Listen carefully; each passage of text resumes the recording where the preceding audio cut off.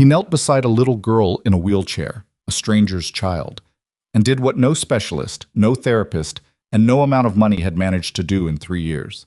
He simply asked her what she loved. What happened next stopped everyone in that park cold. The girl's mother, one of the most powerful women in the country, was watching from a distance, hidden behind her security detail, and she could not look away. By the time she finally approached him, her hands were shaking. Because what she had just witnessed wasn't medicine, it wasn't therapy, it was something she had forgotten existed. If stories like this one move something in you, the kind of stories that remind you what actually matters in this life, then this channel is exactly where you belong. Hit that subscribe button right now so you never miss what we share next. Give this video a like if you're already feeling it, and drop a comment telling me the city and country you're watching from. I genuinely want to know how far this story has traveled. Now settle in, this one is going to stay with you. The alarm went off at 5:47 a.m., 13 minutes before it was supposed to, because the clock on Ronan Mercer's nightstand had been running fast for 2 months, and he'd never gotten around to fixing it. He lay there for a few seconds with his eyes open, staring at a water stain on the ceiling that looked vaguely like a boot, and then he swung his legs over the side of the bed and sat up. His back ached. It always ached on Saturday mornings. Friday nights at the Kellerman Distribution Center were the worst shift of the week. The trucks came in late, the inventory counts were always off, and the dock supervisor, a heavy-set man named Pruitt, had a habit of disappearing for long stretches and then reappearing just in time to take credit when things went smoothly. Ronan had been there for 14 months. He had learned to stay invisible, do the work, and go home. He pulled on a gray t-shirt and a pair of worn jeans and padded down the hallway to Tessa's room. She was already awake. She was lying on her stomach across her bed, her feet kicked up behind her, coloring in a workbook she'd gotten from the school library. The crayons were everywhere. On the bed, on the floor, one of them wedged under her pillow for reasons Ronan had long since stopped trying to understand. "You're up early," he said. "I had a dream about butterflies," Tessa said, without looking up. There were like 1,000,000 of them, and they were all different colors. Were they friendly butterflies? Dad. She finally looked at him with that expression she'd been perfecting since she was about 5. The one that said she was 7 years old and fully aware that he was not as funny as he seemed to think he was. Butterflies don't have personalities. Some do, Ronan said. I've met a few. She went back to her coloring. Can we go to the river park today? Riverside? The one with the fountain that doesn't work anymore. That's Riverside, he said. Yeah, we can go. She made a small, satisfied sound and selected a new crayon. Ronan went to the kitchen and made coffee. Strong, black, no sugar.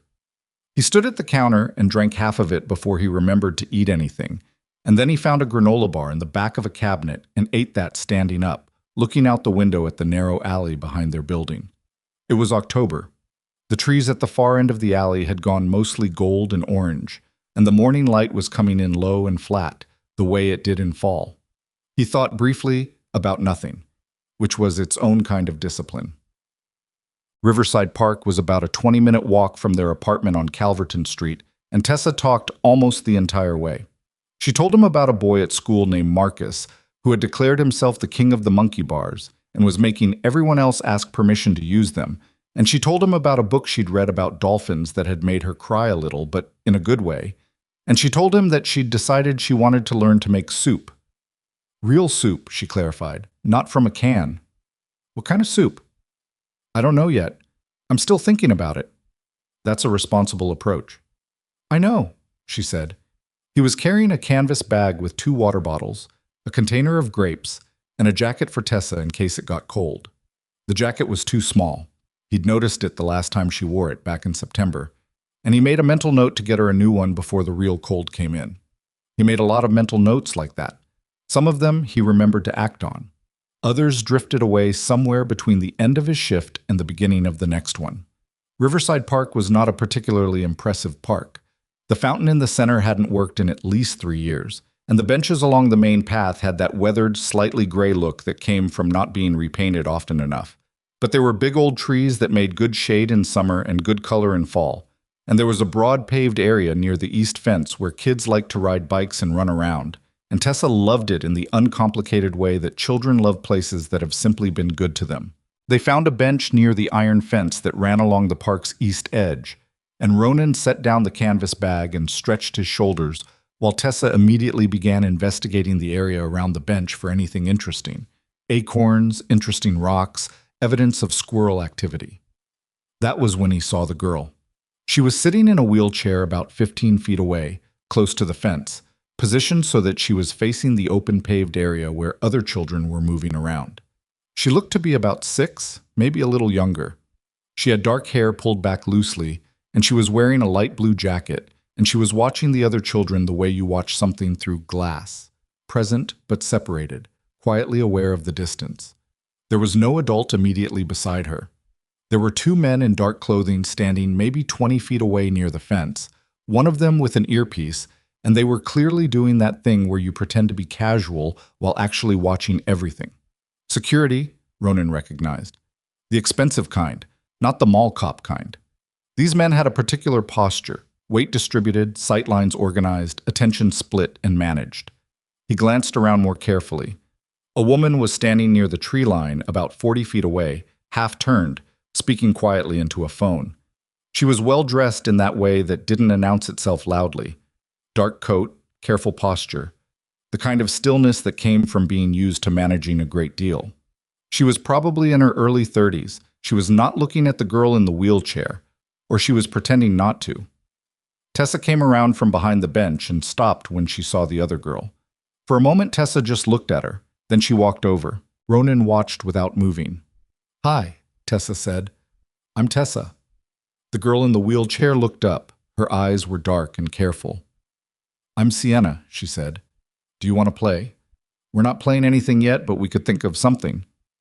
Sienna's expression shifted. Something moved through it. Something that was almost a smile and then wasn't quite. "I can't," she said. Her voice was quiet, not sad exactly, but careful. Like she'd said that sentence enough times that it had become its own kind of armor. Tessa frowned, not unkindly. "How come?" Sienna didn't answer. She looked down at the armrests of the wheelchair. Ronan got up from the bench. He walked over slowly, the way you approach something you don't want to spook, and crouched down so that he was at eye level with the girl. Sienna looked at him with a kind of measured wariness. She was used to adults asking about her. He could see that. Used to being the subject of concerned expressions and careful questions, and that particular tone people used when they were talking to someone they'd already decided needed to be handled gently. He didn't use that tone.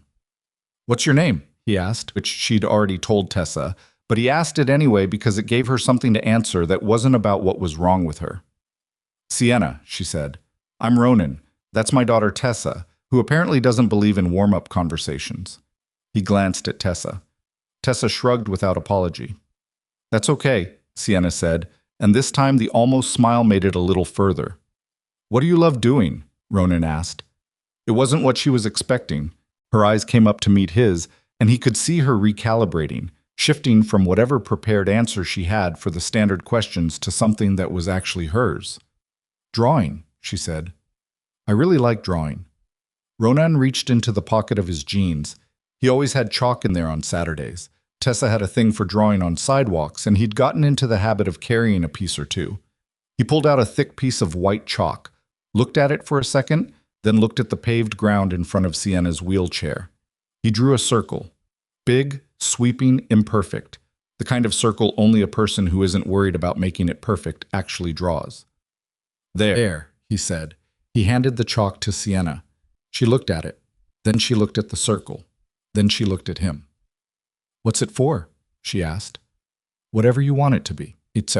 Tessa, who had watched this exchange with interest, immediately dropped to her knees and produced a second piece of chalk from her own jacket pocket, because she was her father's daughter, and began drawing inside the circle without any further ceremony. "This is the castle," she announced. "This part here is the main hall, and this is the dragon's room, but the dragon is friendly. She just looks scary." Sienna stared at her. "What should this part be?" Tessa asked, pointing to a section of the circle near Sienna's wheelchair. "The garden," Sienna said after a moment. "Okay, draw it."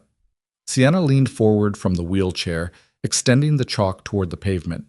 It was a small motion, carefully managed, and Ronan watched her face while she made it. watched the concentration, the slight tension in her jaw. She drew a rough cluster of shapes that were meant to be flowers. They weren't particularly accurate flowers. They were the flowers of a child who hadn't been given enough chances to just draw. "Those are really good," Tessa said, completely sincerely. Something loosened in Sienna's face.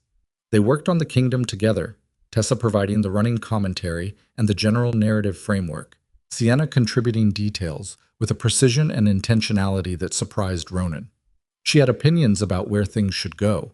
She drew a fountain in the garden, and a small cat near the fountain, and a tower that was taller than Tessa's tower, which Tessa accepted with complete equanimity because, she explained, different towers had different purposes.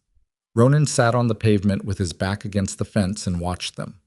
At some point, Sienna laughed. It came out of her unexpectedly. Tessa had said something about the friendly dragon's eating habits, and it was a short, genuine laugh, slightly surprised by itself, like a laugh that hadn't been used in a while and wasn't quite sure of its own sound. Ronan saw it and looked away, because he understood instinctively that some moments didn't survive being directly observed. He reached into the canvas bag and pulled out the container of grapes and set it on the ground between the girls. Neither of them acknowledged it immediately, but a few minutes later Tessa took a handful and offered some to Sienna, and Sienna took them, and they kept drawing. It happened without warning. Sienna had leaned forward to add detail to the cat near the fountain. She was particular about the cat, which had already been revised twice, and her left foot, which had been resting against the footrest of the wheelchair, slipped off and touched the ground. She went still. Not a frightened stillness, a listening stillness. Ronan saw it happen. He saw her foot make contact with the pavement, and he saw her face change, not with pain, but with something more complicated than that. Recognition. The kind of recognition that happens in a body before the brain has fully processed what it means. She stayed very still. Her fingers were still wrapped around the chalk, but she wasn't drawing. She was somewhere inside herself, attending to something. "I felt it," she said. The words were barely above a whisper. She wasn't talking to anyone in particular. Ronan kept his voice level. This was the part that mattered. Not just what had happened, but what happened in the next 30 seconds. He had seen situations go wrong when people responded to unexpected good news with the same panic they used for unexpected bad news. The body picked up the energy around it, especially a child's body. "I saw it," he said quietly. She looked at him. "Don't move too fast," he said. "Just notice." She looked down at her foot. Then she looked back up at him. Her eyes were wide, but not afraid. "I could feel the ground," she said. "Yeah?" "Like, actually feel it, not just pressure. I could feel the texture." "Okay," Ronan said. He kept his expression steady and calm, not because he wasn't affected by what he'd just witnessed, but because he knew what it looked like when someone was holding on to calm for the sake of someone smaller. He'd been on the other side of that enough times to know what it cost and why it mattered. Tessa had stopped drawing and was looking at Sienna with open interest, not alarm. "Cool," Tessa said. Sienna made a sound that was almost a laugh. Then the atmosphere around them changed. One of the men in dark clothing near the fence had turned and was moving toward them with a specific kind of urgency. Controlled, direct, focused. The other was speaking into the earpiece, and from the tree line across the paved area, the woman in the dark coat had stopped her phone call and was already walking, her pace quick and deliberate, her eyes fixed on Sienna Sheb. Elara Voss moved through the park with the efficient, purposeful stride of someone who ran 11-hour board meetings without checking the clock, but her hands were in tight fists inside her coat pockets, and she was covering the distance between herself and her daughter faster than she probably realized. Sienna heard her coming and looked up. "Mom?" Elara reached the edge of the chalk circle and stopped. She took in the drawings on the pavement, the castle, the tower, the garden, the fountain, the cat. She took in the container of grapes on the ground. She took in Tessa, sitting cross-legged with chalk dust on her knees. And she took in the man with his back against the fence, who had stood up when she arrived, and was now watching her with a quiet, unhurried expression that she found, for some reason she couldn't immediately identify, unsettling. "Are you all right?" she asked Sienna. "I felt my foot," Sienna said. "The left one. On the ground." Elara looked at her for a long moment. Then she looked at the man. Her first security detail, Hargrove, had materialized at her shoulder. She was aware of him the way she was always aware of her security, present, managed, useful. But she wasn't looking at him. "Who are you?" she asked the man. He met her eyes. He had the look of someone who didn't feel the need to prove anything by how he stood or how much space he took up. Tired, she noticed. He had shadows under his eyes and the slightly worn quality of someone who stayed on their feet for longer than was good for them. His clothes were nothing. His hands were rough. "Ronan Mercer," he said, "my daughter and your daughter decided to build a kingdom." Elara looked at the chalk circle, then back at him. She felt sensation in her left foot. "I know, I saw. She hasn't had measurable sensation below the knee in over 2 years. I figured it was something like that." She stared at him. There was a quality to his stillness that she kept trying to categorize and couldn't quite. He wasn't intimidated by her, which a lot of people were, but it wasn't arrogance either. It wasn't the studied nonchalance of someone trying to demonstrate that they weren't impressed. He simply seemed to be exactly where he was, without performing anything about it. "What did you do?" she asked. "Nothing," he said. "They drew together." She laughed a couple of times. Her foot slipped off the footrest. "That can't be all." Ronan looked at Sienna, who was watching her mother with a complicated expression, love and a kind of careful distance that children sometimes develop around parents who are managing too much to be fully present. "That was all," he said. Elara opened her mouth to say something else, and then Hargrove touched her elbow, a minimal professional gesture, and said something quietly near her ear. She closed her mouth. She looked at Ronan for another moment. Then she crouched down beside Sienna's wheelchair and took her daughter's hand and held it. And for a second, she was just a mother and not the CEO of Voss Technologies, and not the woman whose philanthropic portfolio ran to 9 figures. And there was something in her face that was very close to the edge of something she wasn't going to let happen in front of strangers. "We should go," she said to Sienna. Her voice was steady. "Dr. Kessler needs to know about this today." Sienna nodded. Then she looked at Tessa. "Can I have the chalk?" Tessa considered for 1 second, which was about how long she ever took to make decisions. "Yeah," she said, "but you have to finish the cat later." "Okay," Sienna said. Tessa put the chalk in Sienna's hand, and Sienna closed her fingers around it. Elara stood back up. She looked at Ronan one more time. Whatever she was thinking, she kept it inside the coat with her fists. "Thank you," she said. "They played together," Ronan said. "That's what kids do." Elara held his gaze for exactly the time it took her to understand that he meant it, that this wasn't modesty or performance, that he genuinely didn't think he'd done anything. Then she nodded once, the way people nod when they're storing something to come back to, and guided the wheelchair toward the park exit. Tessa watched them go. Then she looked at the chalk circle, and the kingdom still spread across the pavement. "Is she going to be okay?" she asked. "I think so," Ronan said. "She was really good at the cat," Tessa said. "She was," Ronan said. He picked up the canvas bag and held out his hand, and Tessa took it, and they stood there for a moment at the edge of the chalk circle, this imperfect thing drawn on ordinary pavement, before the morning pulled them forward and the kingdom stayed behind. Elara Voss did not go directly home. She sat in the back of the black SUV with Sienna beside her and stared through the tinted window at the city moving past, and she did not speak for the first 4 blocks. Hargrove was in the passenger seat, quiet the way he was trained to be. The driver, a man named Clifton, who had worked for her for 6 years, knew better than to fill silence she hadn't invited. Sienna was holding the piece of chalk. She had it in both hands, resting in her lap, and she kept turning it slowly the way children do with things they want to hold on to, without drawing attention to the fact that they're holding on. "Does it still feel different?" Elara asked. Sienna considered the question. "Sort of, like it's warmer, the whole foot." "Warmer than usual or warm like—" "Just warm," Sienna said. "Not bad warm, just there." Elara nodded. She pulled out her phone and called Dr. Kessler's personal line, not the office number. He picked up on the 3rd ring, which meant he was at home, which meant she was interrupting his Saturday, and she was aware of that and didn't particularly care. "I need you to come in today," she said. Sienna had a sensory response in the left foot. Tactile. She described it as feeling texture, not just pressure. There was a pause on the other end. "How long did it last?" "I don't know." I wasn't there when it started. That cost her something to say. She kept her voice flat. Maybe 2 or 3 minutes. I need the full workup. Nerve response, imaging, the new assessment you were waiting on. Today. Elara, the equipment, Kessler.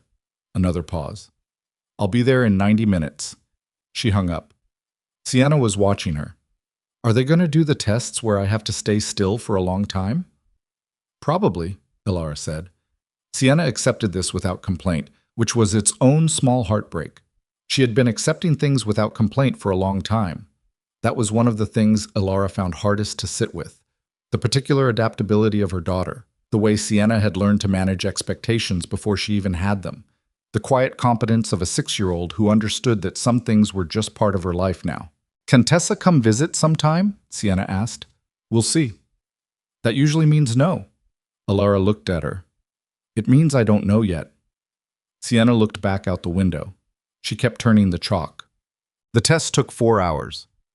Elara sat in a waiting room that cost more to furnish than most people's apartments, in the private medical annex on the 4th floor of the Voss Technologies building, and she drank bad coffee from a machine and answered emails on her phone and did not let herself think too specifically about what was happening down the hall. She had learned over the years that the space between hoping and knowing was where the worst damage happened, and she'd gotten reasonably skilled at not living there. At a little after 3 in the afternoon, Kessler came out. He was a trim man in his late 50s with the measured movements of someone who had delivered a great deal of news, good and bad, and had learned not to let his body telegraph the difference before his words did. Elara read him anyway. She'd been reading people her whole career and she was very good at it, and what she saw made her set the phone face down on the seat beside her. The imaging showed increased neural activity in the L4-L5 region, he said. It's not dramatic, but it's there, and it wasn't there in August. Meaning there's some degree of signal traveling that wasn't traveling 2 months ago. Now, he sat down across from her, which meant this was going to be a longer sentence than she wanted. This doesn't mean what you want it to mean yet. We don't know if it's consistent. We don't know if it's progressive. We don't know if it will translate into motor function or whether it stays in the sensory pathways. What I can tell you is that Sienna was not making it up, and she was not misinterpreting the sensation. Something real happened today. Elara was quiet for a moment. Something real happened today, she repeated. Yes. In a park, while a stranger's kid drew chalk castles with her. Kessler looked at her steadily. The body does things sometimes that we don't fully understand the trigger for. Relaxation, laughter, a reduction in the low-level cortisol load she carries from everything. Any of those things could theoretically lower the threshold enough for signals to get through that were being dampened before. So you're telling me that 3 years of specialized care and about $4 million in treatment costs, and what moved the needle was chalk on a sidewalk. I'm telling you that something moved, he said carefully. I'm not telling you what it was. Elara picked her phone back up. She didn't look at it. Keep monitoring. Weekly scans for the next month. I want a comparative report against everything from the past 18 months. I want to know if this holds. Of course. And Kessler. She finally looked at him. Don't mention the circumstances to anyone else on the team yet. I want the data first. He nodded and stood, and Elara sat alone in the expensive waiting room with the bad coffee going cold in her hand and tried to figure out what to do with the feeling she was having, which was something she hadn't felt in a very long time and didn't entirely trust. Ronan found out about the background check on Monday. He was in the break room at the distribution center, eating a sandwich he'd made the night before and reading something on his phone that wasn't interesting enough to hold his attention, when Darnell, one of the other floor workers, who'd been there twice as long as Ronan and knew things, sat down across from him with a look on his face. You know anybody fancy? Darnell asked. Ronan kept his eyes on his phone. Define fancy. Like corporate fancy. Like someone ran your plates and your employment, and I think your military records, which, how do they even do that? He paused. How do they do that? Ronan set the phone down. Who told you this? My cousin works IT security at Callaway Group. They subcontract background checks for a bunch of big firms. He said your name came through yesterday, flagged as a priority pull. Darnell looked at him with open curiosity. You do something? I met someone in the park on Saturday, Ronan said. Darnell waited. That's the whole story, Ronan said. That is not the whole story, Darnell said. Nobody runs a priority background check on a warehouse worker because they met him in a park. Who was it? Ronan thought about the woman in the dark coat. The way she'd looked at him with that particular kind of attention, not personal interest, not suspicion exactly, but the focused assessment of someone who made decisions about people for a living and was in the habit of gathering information before she made them. I'm not sure, he said, which was mostly true. Darnell looked at him for a long moment, then shook his head. You are a weird man, Ronan Mercer. Probably, Ronan said, and picked his phone back up. He thought about it on the drive home. I wasn't troubled by the background check exactly. There was nothing in his record that was going to tell anyone anything he was ashamed of, and the parts that were sealed, and that was the end of it. What he was turning over was why. Why not just send someone to talk to him? Why not just call? The background check first was the move of someone who wanted information before contact, someone who made sure the ground was solid before they put their weight on it. He pulled into the parking structure behind their building and sat in the car for a minute. Whatever she was looking for, she would either find it acceptable or she wouldn't. He didn't have a lot of energy to spend on variables he couldn't control. He had a second-grade parent-teacher conference to reschedule and a jacket to buy for Tessa, and a refrigerator that was making a sound it hadn't been making last week. He went upstairs. Elara read the report on Tuesday morning before her 7 a.m. calls. It was thorough. Her director of security operations, a former federal investigator named Marsh, had put together 4 pages on Ronan Mercer of 14B Calverton Street, and Elara read it the way she read everything, once, completely, without going back. 37 years old, born in Harlan, a mid-sized city about 4 hours inland, high school diploma, then naval enlistment at 18, advanced training, special operations designation, 8 years of active service, the last 3 in a Tier 1 unit that was referenced in the file in terms that were specific enough to convey what they meant and vague enough to keep it deniable. Honorable discharge, a commendation she wasn't going to find details on, and then nothing. A gap of about a year where he'd apparently moved 3 times, worked 2 jobs, and by all appearances been figuring out how to be a person who wasn't in the military anymore. His daughter, Tessa, was 7. Her mother had left when Tessa was 2.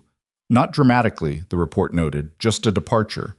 A woman who had apparently decided that the version of the life she'd been living wasn't the version she wanted. There was no legal drama, no custody battle. Ronan had simply kept the child and raised her. There was a woman named Doris, in her mid-60s, in the same building, who watched Tessa during Ronan's night shifts, and had apparently been doing so since Tessa started school. Current employer, Kellerman Distribution Center, night dock team. Pay that Elara's assistant probably spent on lunch twice a week. No complaints on file, no incidents, a supervisor note that he was reliable and quiet and never left early. She turned to the last page. Marsh had added a personal note at the end, which he rarely did. It said, no indicators of interest beyond the file.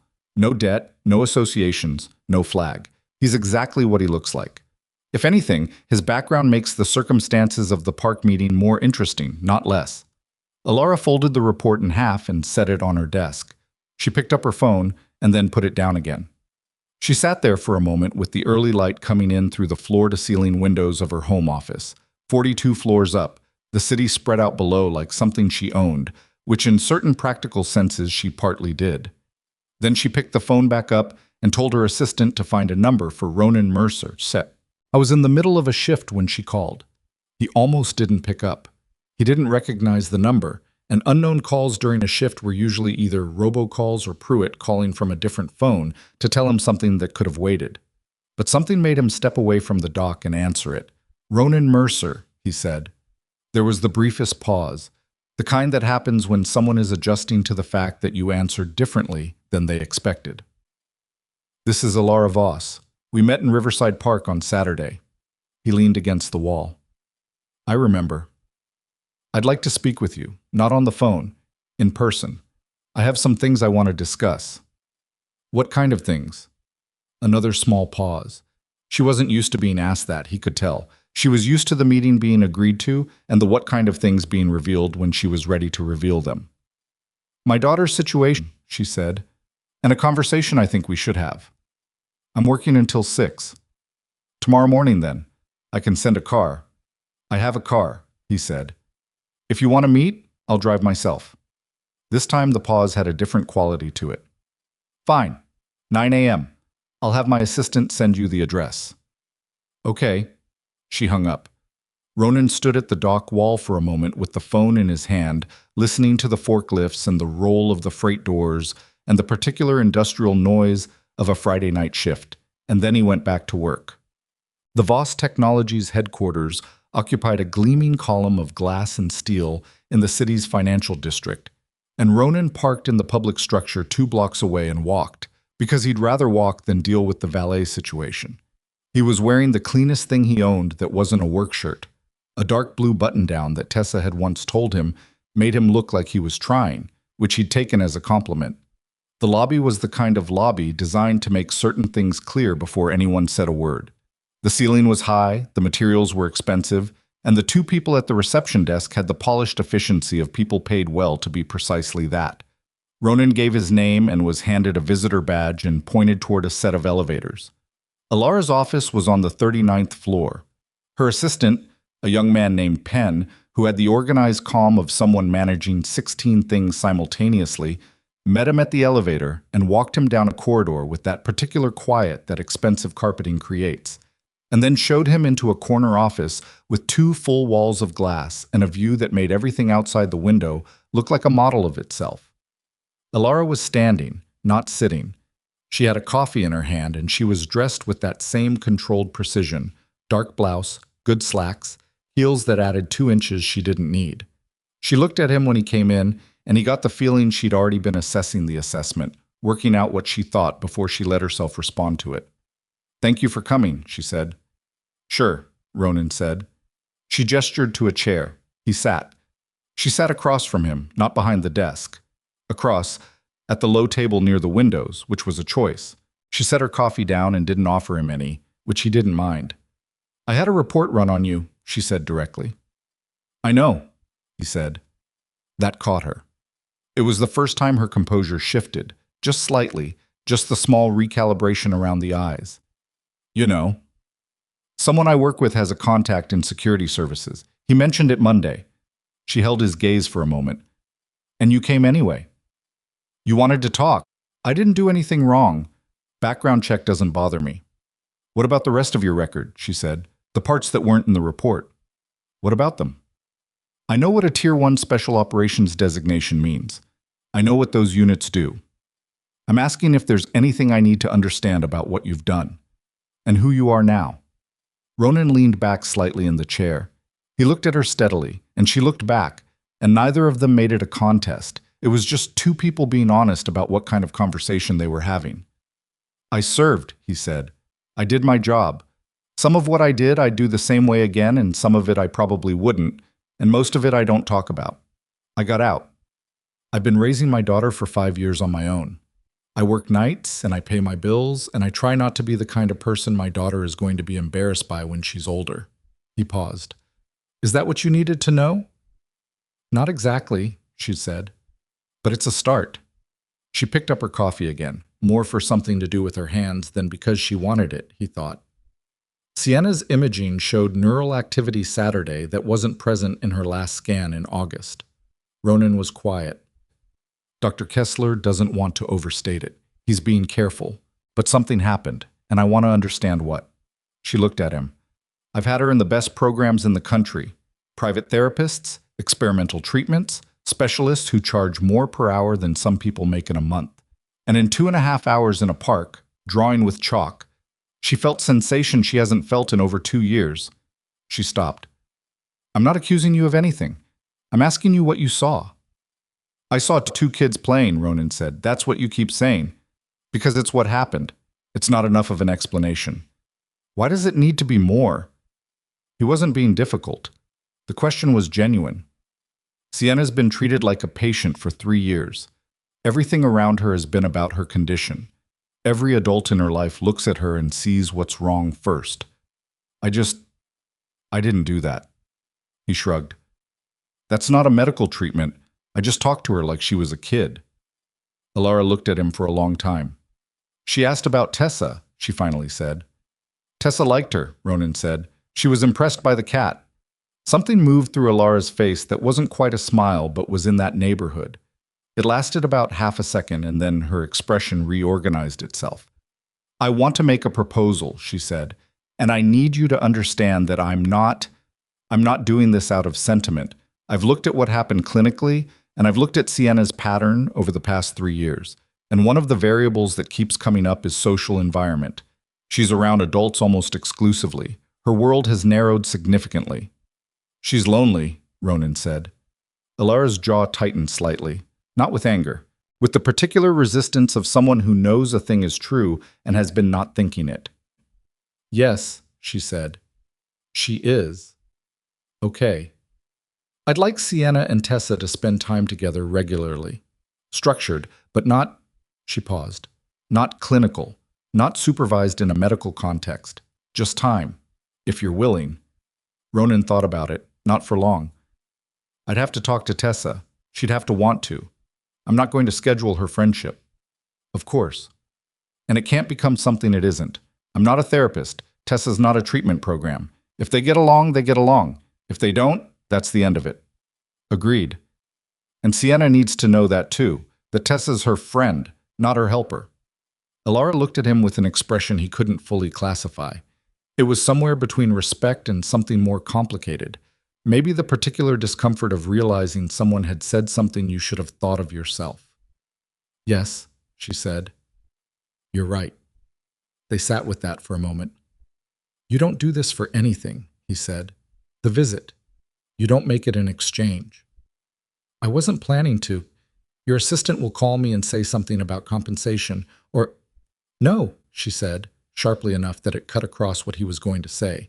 She looked like she wanted to say something else, something more defensive, and then thought better of it. No, she said again, quieter. It won't be like that.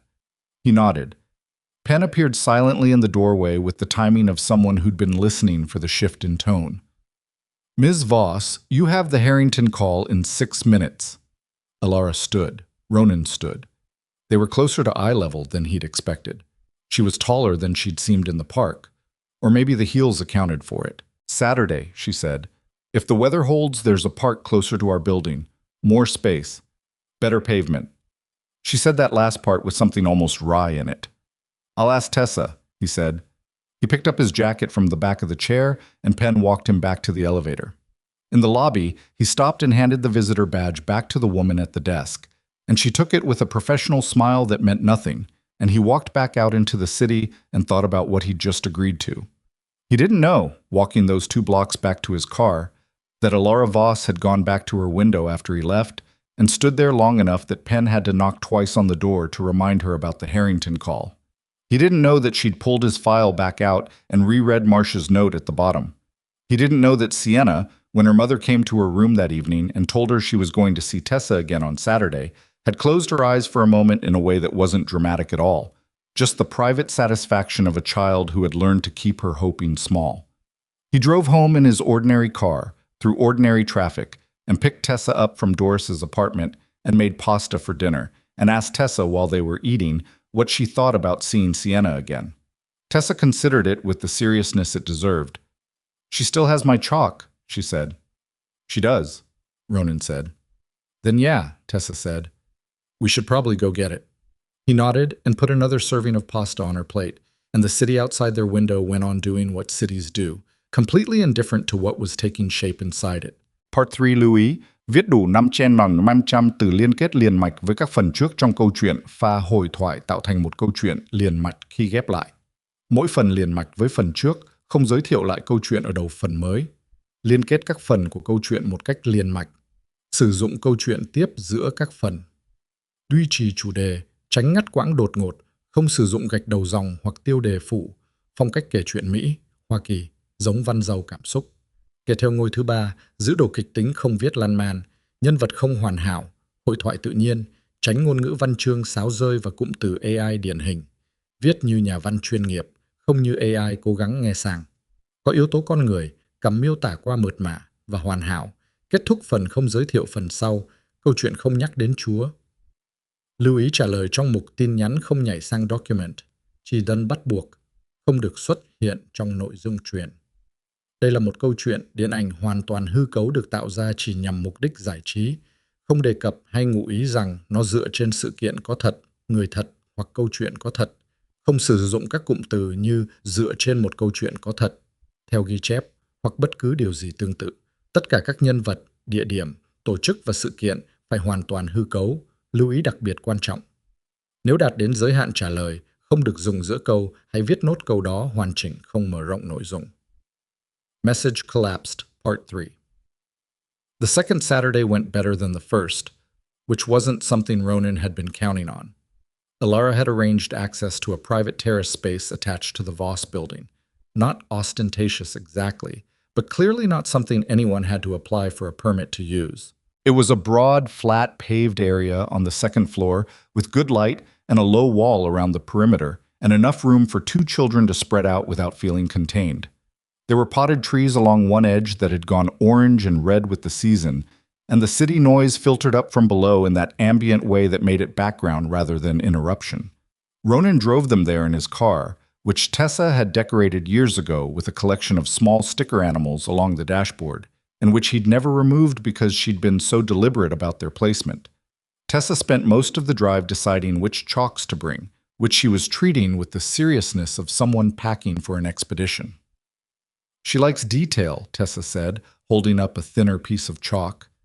So I'm bringing this one. The thick ones are good for the big shapes, but you can't do fur with them. You're planning on drawing fur? The cat needs whiskers, Tessa said. She knows that. We talked about it. Ronan glanced at her. When did you talk about it? Tessa gave him a look that said this was not a relevant question. She put the thin chalk in the bag. Sienna was already on the terrace when they arrived, sitting in her wheelchair near the center of the space with a small bag on her lap. She had the piece of chalk Tessa had given her the previous weekend in her hand. Elara was standing slightly behind and to one side, near the wall, with a tablet in one hand and the expression of someone who had told themselves they were just going to check in briefly and then get some work done. Tessa went straight across the terrace without preamble. I brought the thin ones, she said, showing Sienna the bag, for the whiskers. Sienna looked inside the bag with genuine interest. I've been thinking about the cat's tail, she said. I think it should curl. Yeah, curled tails are better, Tessa agreed, dropping to the pavement. Okay, so here, and that was the entirety of the reunion. Ronan stood near the door for a moment, watching them settle into the drawing like it had never been interrupted, and then walked over to where Elara was standing. She looked at him sideways. That was efficient. They know what they're there to do, he said. Elara glanced back at her tablet, then seemed to decide something and set it face down on the wall beside her. She slept better this week, she said. It wasn't entirely clear whether she was reporting this to him or just letting it exist out loud for the first time. Sienna? She's had trouble sleeping for a while, but Monday and Tuesday she went down without much trouble. Elara watched her daughter laugh at something Tessa had said. Kessler says the neural activity hasn't decreased since Saturday. It's holding. That's good. He still won't say more than that. Probably smart, Ronan said. Probably frustrating, she said, with the flat honesty of someone who wasn't trying to sound charming about it. He didn't argue the point. They stood there for a few minutes in a quiet that wasn't uncomfortable, which surprised him a little. Elara Voss did not look like a woman who was naturally comfortable with silence. She looked like a woman who managed it when necessary, which was different, but she wasn't filling it, and he appreciated that. She asked me about your daughter, Elara said finally, what her mother was like. Ronan looked at the girls. What did you say? I said I didn't know. She said Tessa told her that her mom left when she was really small, and that it was okay because she had her dad. She paused. She said it like it wasn't sad. Tessa did, I mean. It's just the truth, Ronan said. I don't treat it like a wound because it isn't one. Not for Tessa. And for you? He thought about that for a moment with the consideration it deserved. It was a long time ago. I don't carry it like I used to. Elara nodded. She seemed like she was going to say something else, and then didn't, and he let that be. Below them, the city went on. Above them, a thin November sky held its blue without committing to warmth. The girls drew for 2 hours. By the end, the cat had whiskers, a curled tail, 3 kittens that had not been in the original plan, but which both of them had decided were necessary, and a name, Marble, chosen by Sienna on the basis that the cat's coloring, as drawn, looked like a gray and white swirl. Sienna had been leaning over her left side for most of the last 40 minutes, working on the kittens, and when she finally sat back in the wheelchair, Ronan noticed her wince slightly and shift her weight. "Sore?" he asked, walking over.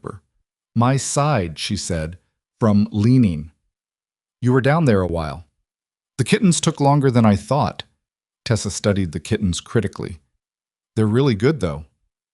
"The small one's better than the big one," Sienna said.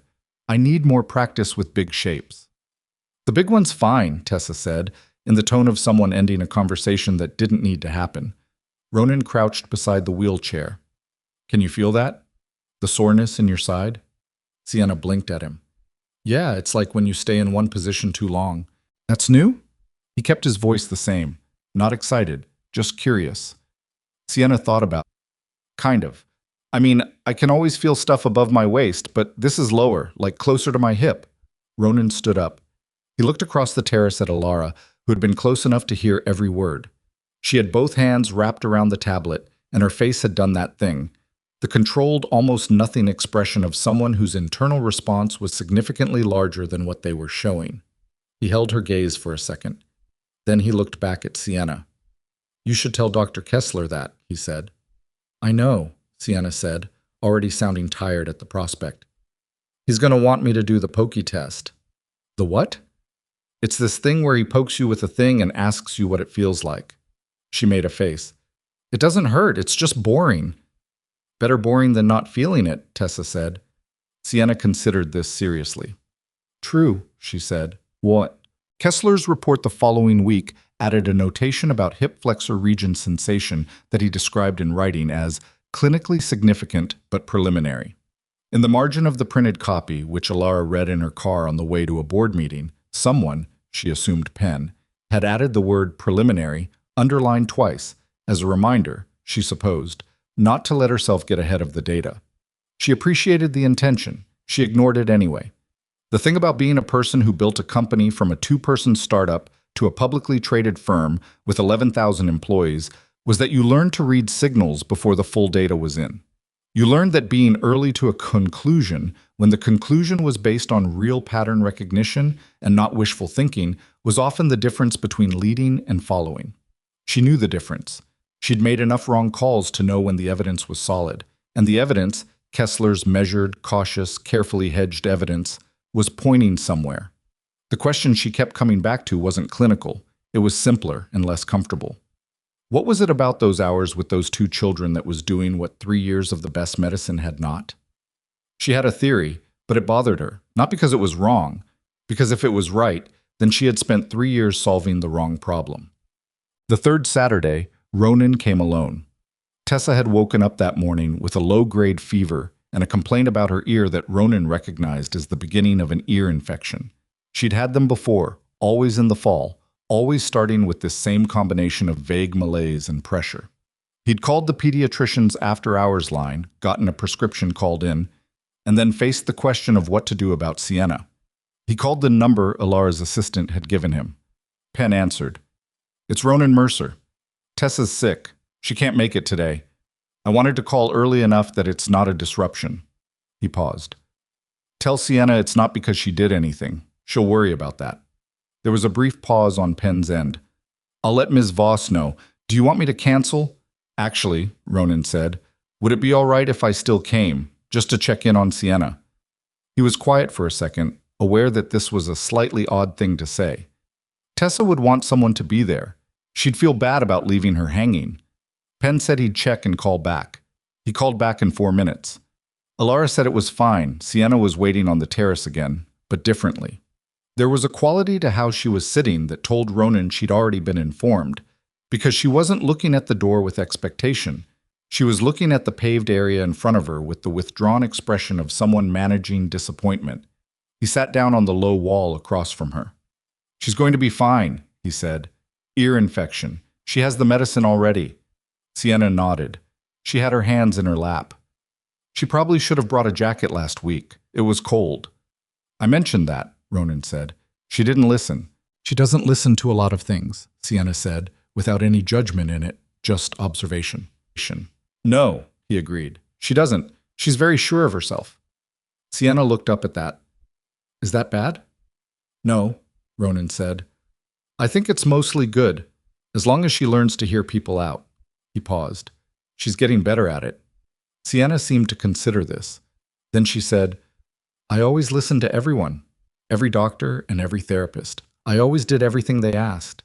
She said it quietly, without resentment, more like she was noting something she'd only recently begun to understand about herself. I know, Ronan said. It didn't always help. No, he said. Sometimes the thing you need isn't someone to listen to. She looked at him for a long moment. She had her mother's eyes, that same focused quality, but in Sienna, it hadn't hardened yet into the armor it had become in Elara. It was still just looking. Tessa treats me normal, Sienna said. Yeah. People don't usually do that, even when they're trying to. I know. You do it too, she said. You ask me what I think about things. You know what you think, he said. Seems like a waste not to ask. Sienna was quiet for a moment. Can we draw anyway? She said. That was going to be my next question. He pulled a handful of chalk from his jacket pocket and set it on the pavement in front of her. She leaned forward and selected 2 pieces with the deliberate care of someone choosing the right tool, and then she began to draw. Ronan sat on the wall and watched, and occasionally she'd look up and describe what she was working on, and he'd respond, not with encouragement in the way adults offered encouragement to children, that particular inflection of enthusiasm that was about making the child feel good rather than actually engaging with the work, but just with honest responses. When she drew something that was genuinely good, he said so. When she drew something that wasn't working, he said that too, and she didn't seem to mind. She drew a bridge. Not a simple bridge, a suspension bridge, with towers and cables, rendered with a precision that was surprising for a 6-year-old. She'd been looking at pictures of bridges, she explained. She wanted to understand how they stayed up. Tension, Ronan said. The cables pull in both directions at the same time. That's what holds it. Sienna looked at the drawing. That doesn't make sense. Pulling in 2 directions should make it fall. Yeah, but the pulling is what keeps it balanced. If one side stopped, the whole thing would go. He thought for a moment. Like a tug of war where nobody wins. That's what holds it up. She stared at the drawing for a long while. Then she added something to the cable line, a small adjustment, thickening it slightly, as if she was correcting for the tension. My mom wants to be sure about everything before she believes it, Sienna said, seemingly to the bridge. That's not the worst way to be, Ronan said. She believes in the tests, the scans and things. She kept drawing. But she cried last week. I heard her in her office after I was supposed to be in bed. She doesn't usually do that. Ronan said nothing. She's scared, Sienna said. She tries not to be, but she is. She looked up. Are you ever scared? He thought about answering around it, and then didn't. Yes, he said. Different things scare me now than used to. Like what? Tessa getting hurt, missing something important, making the wrong call when someone I care about is depending on me. He looked at the bridge drawing. Big obvious danger doesn't scare me much. It's the things you can't see coming. Sienna nodded like she understood that, which, he thought, she probably did. Elara appeared in the doorway from the building and stopped when she saw them. Sienna drawing with serious focus, Ronan sitting on the wall, both of them in some conversation she'd arrived in the middle of. She stayed in the doorway and didn't announce herself. Ronan saw her. He didn't indicate it. Sienna added a final cable to the bridge and sat back. Done, she said. That's a good bridge, Ronan said. It's not done. The towers need windows.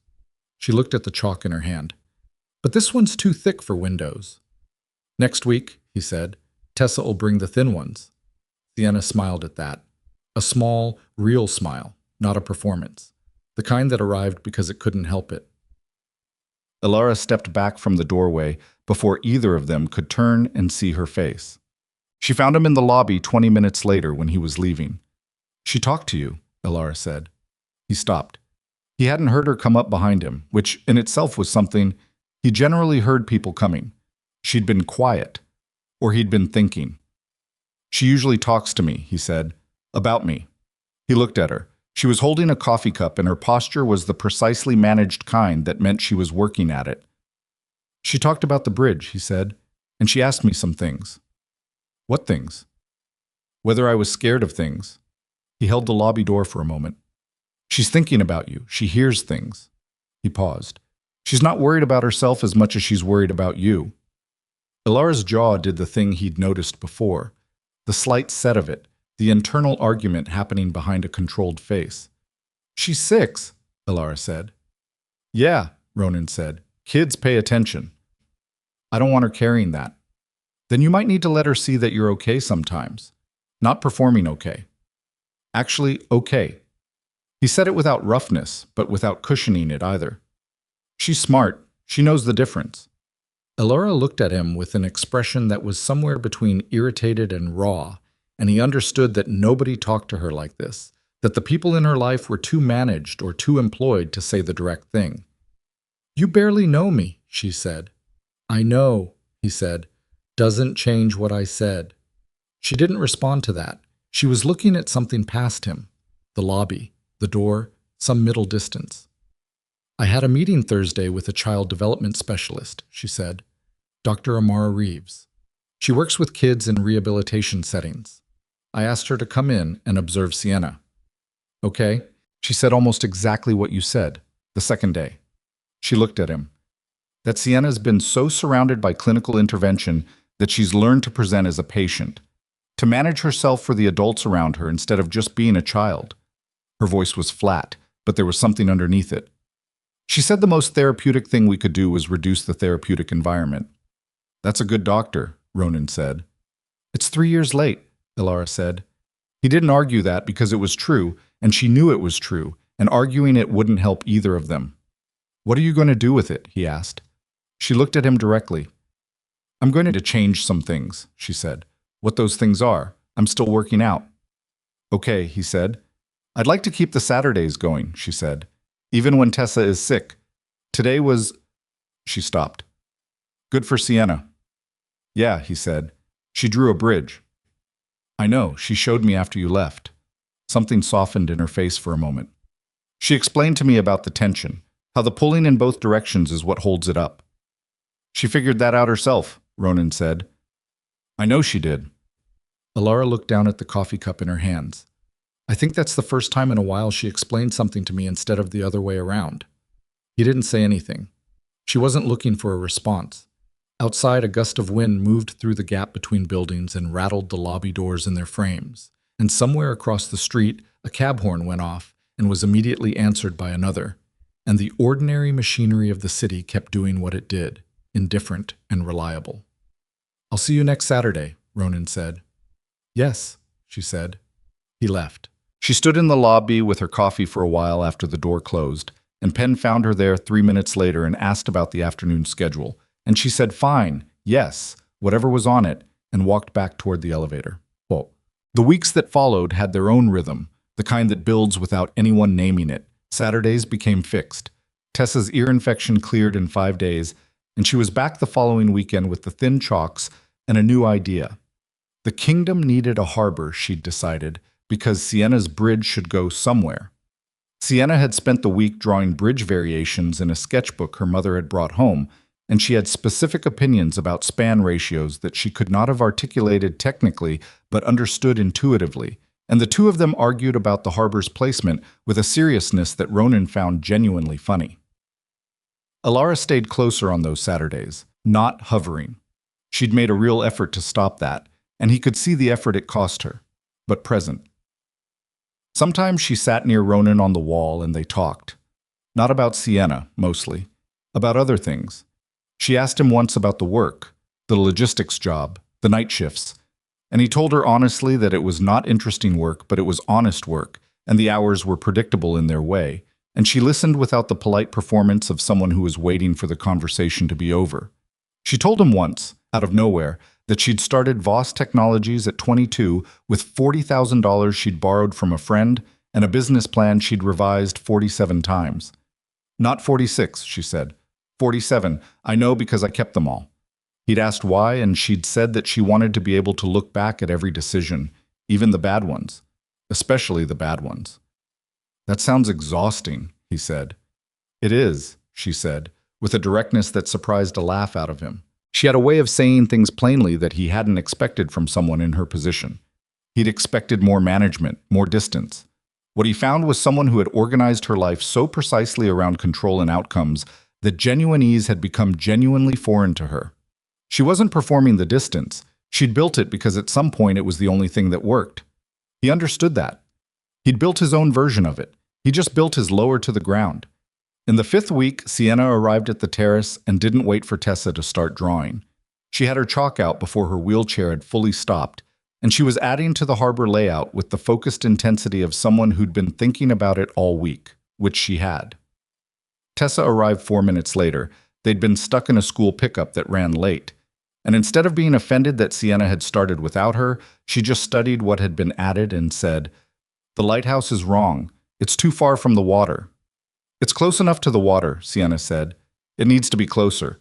Otherwise, it's just a tall building. Lighthouses aren't always on the water. Some of them are elevated." "Then we need to say it's elevated. Otherwise, people will think it's just a mistake." They looked at each other across the drawing. Some negotiation passed between them that required no further words. And then Tessa sat down and Sienna leaned forward, and they added a small cliff beneath the lighthouse, and the problem was resolved. Ronan was watching this from the wall. He became aware, without looking, that Elara had moved closer and was watching too.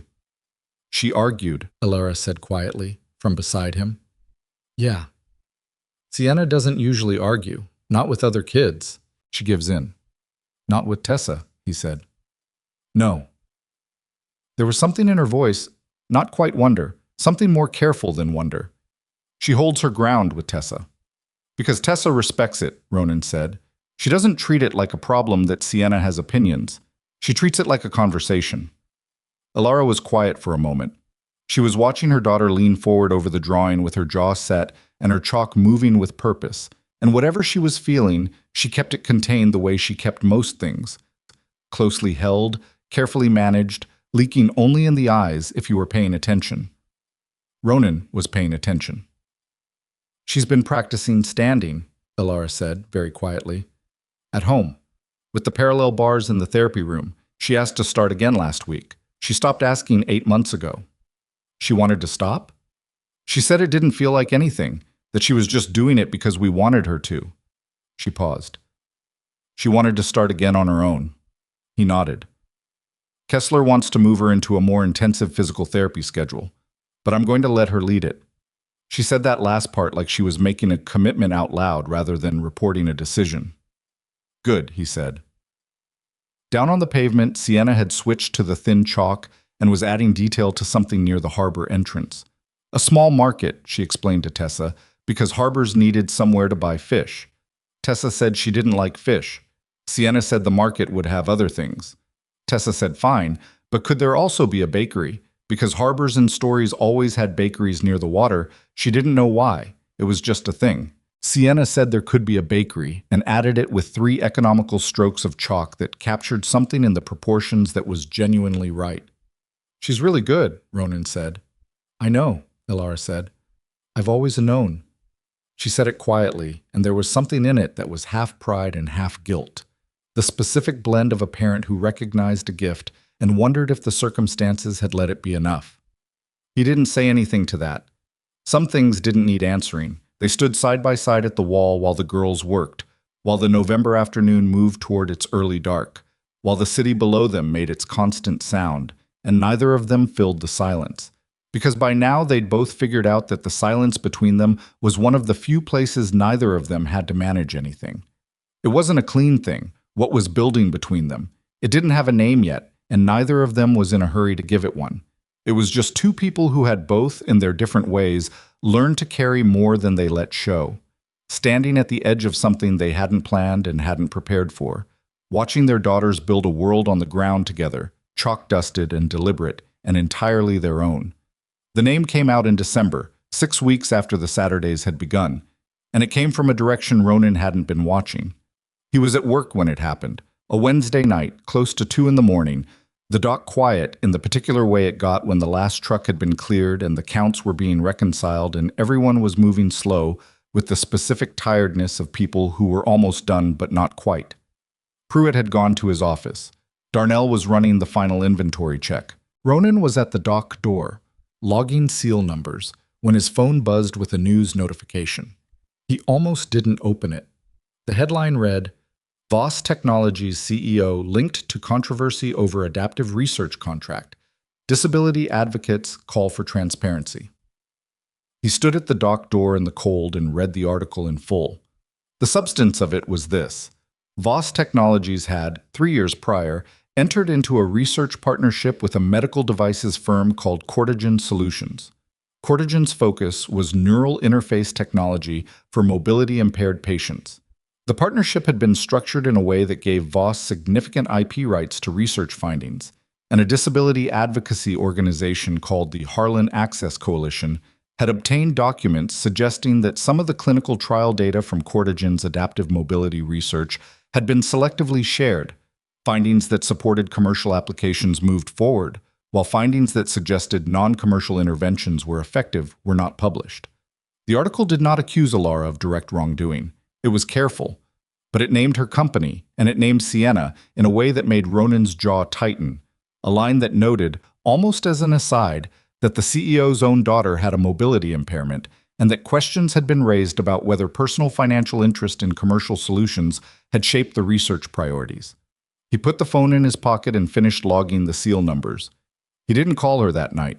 He thought about it on the drive home, and he thought about it while he checked on Tessa, sleeping with her arm thrown over the edge of the bed, the way she always slept, completely committed. And he thought about it while he made himself a cup of coffee. He didn't need and sat at the kitchen table in the quiet of 3 in the morning.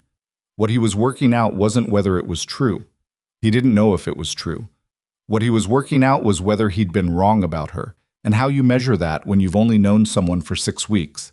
And all of it has been in the soft context of Saturday mornings and children drawing on pavement.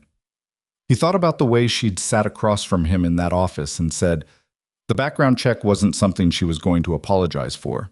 He thought about the way she'd looked at Sienna after the neural report came back, in the lobby of the medical annex, alone with the cold coffee.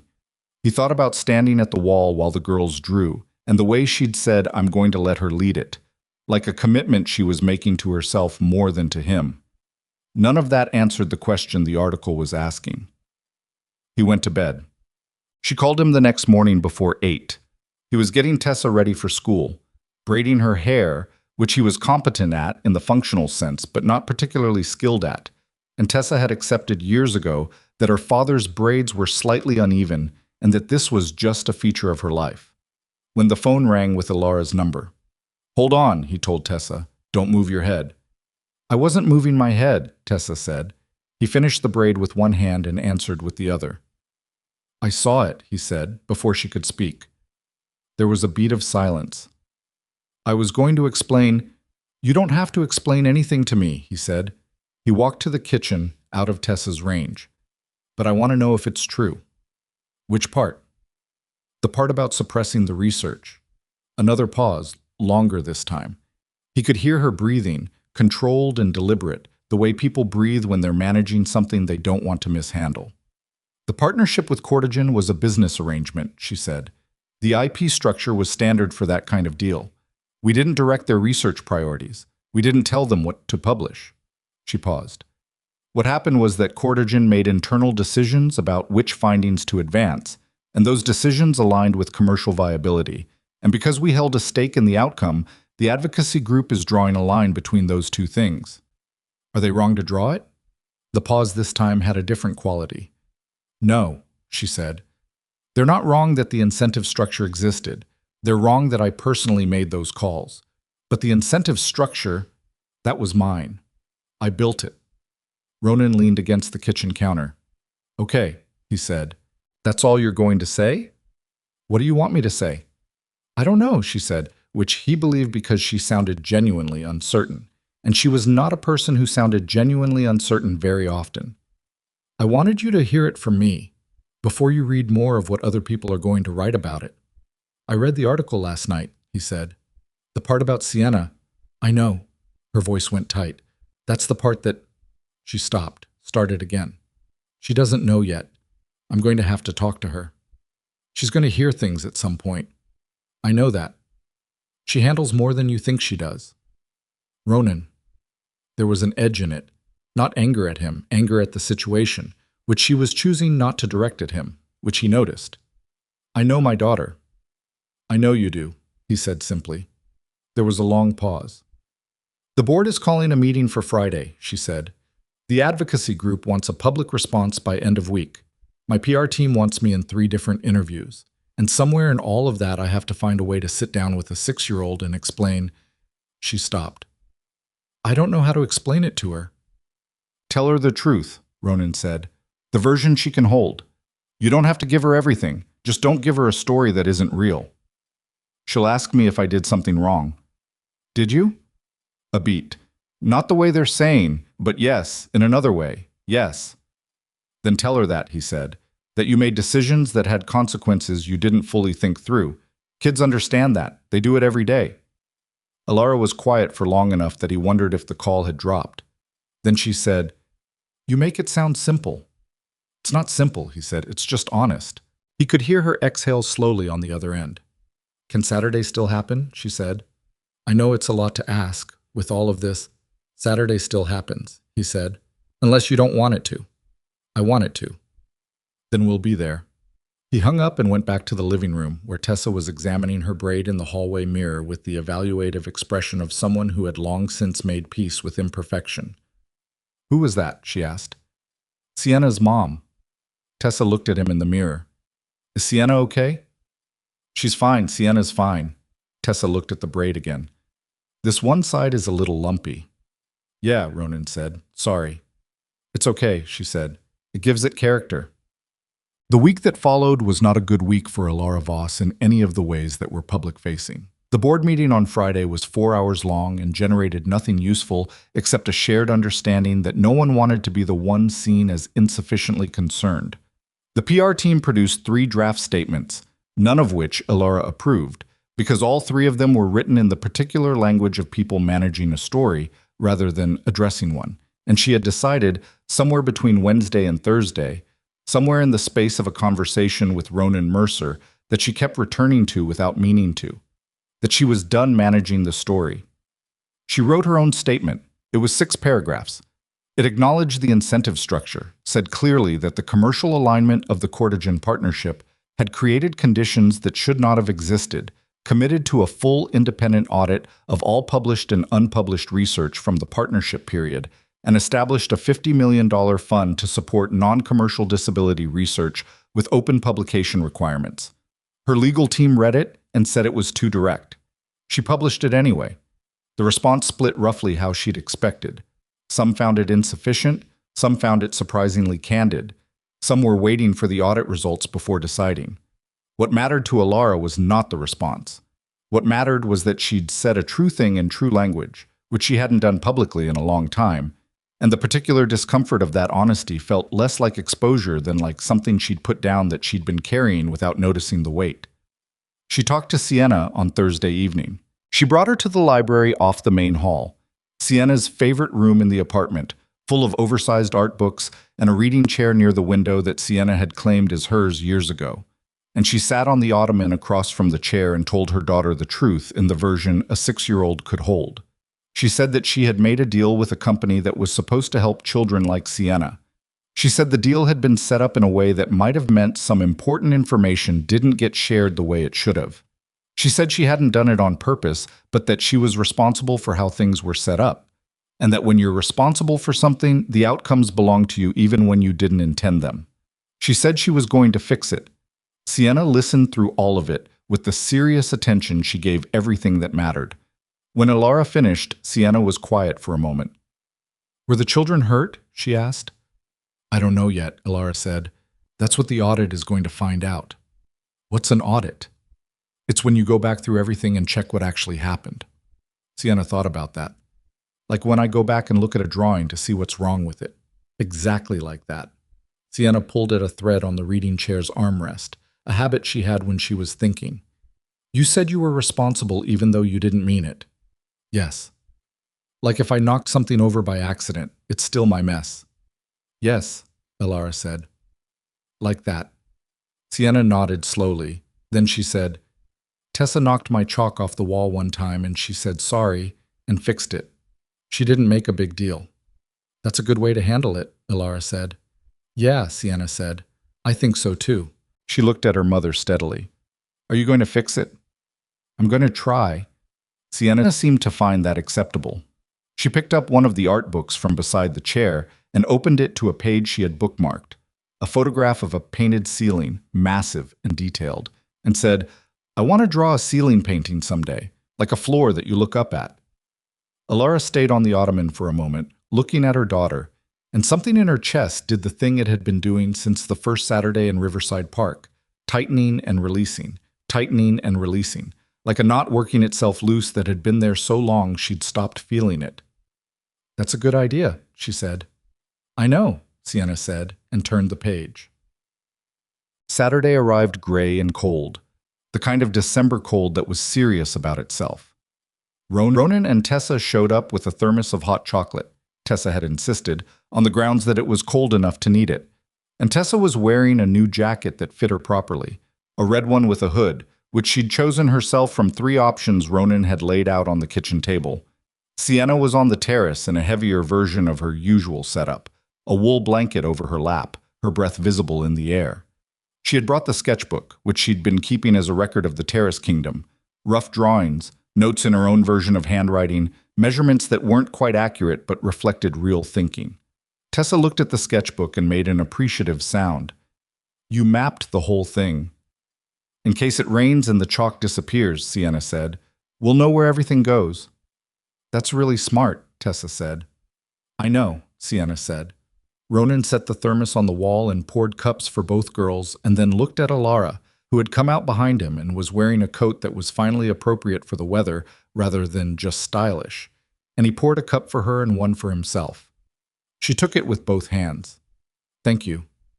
Yeah. They stood at the wall while the girls worked. The cold made the chalk marks differently on the pavement, slightly more resistant, the color a little less vivid, but Sienna had already adapted to this and was using a heavier pressure to compensate, which Ronan noticed and said nothing about because she'd figured it out herself. The statement went out, he said. I know, I wrote it. I read it. She glanced at him sideways. And? It was honest, he said. It was the right thing. She looked back at the girls. My legal counsel is still not speaking to me in full sentences. He'll get over it. She, Elara said. And probably not, but that's all right. She wrapped both hands tighter around the cup. I've been thinking about the Cortigen research. The Open Publication Fund is a start. But there are programs, existing programs, community-based ones, that have been doing work that never got institutional attention because there was no commercial application, no IP to license, no return on investment. She was talking in the way people talk when they've been working through something for days and it's finally come to the surface. I want to look at those programs, not to acquire them, to support them. Actually support them with money that doesn't come with strings. That's a significant change from how you usually work, Ronan said. Yes, she said. It is. He drank his coffee. She drank hers. There was a program in Sienna's early treatment records, she said more quietly. A community recreation initiative, adaptive arts, outdoor therapy, mixed age group participation. Her first specialist recommended it. I chose a private specialist program instead because it had better facilities and more credentialed staff. She stopped. The recreation initiative had better outcomes for kids in Sienna's profile range. It was in the literature. I just didn't look at the literature. I looked at the credentials. You made the best call you knew how to make, Ronan said. I made the call that felt like control, she said. There's a difference. He didn't argue that either. Below on the pavement, Tessa was arguing that the kingdom needed a school. Sienna was resisting on the grounds that schools in kingdoms were usually called academies, and they should use the right word. Tessa said, fine, academy, same thing. Sienna said it wasn't the same thing, but okay. They started drawing the academy in a space near the harbor's edge, Tessa doing the large outline, Sienna filling in the details. She's been standing more, Elara said, still watching. At the parallel bars, Kessler did the assessment last Tuesday. She held her own weight on both feet for 11 seconds, 11 consecutive seconds. She said the number the way you say a number that has weight to it. 8 weeks ago, that wasn't possible.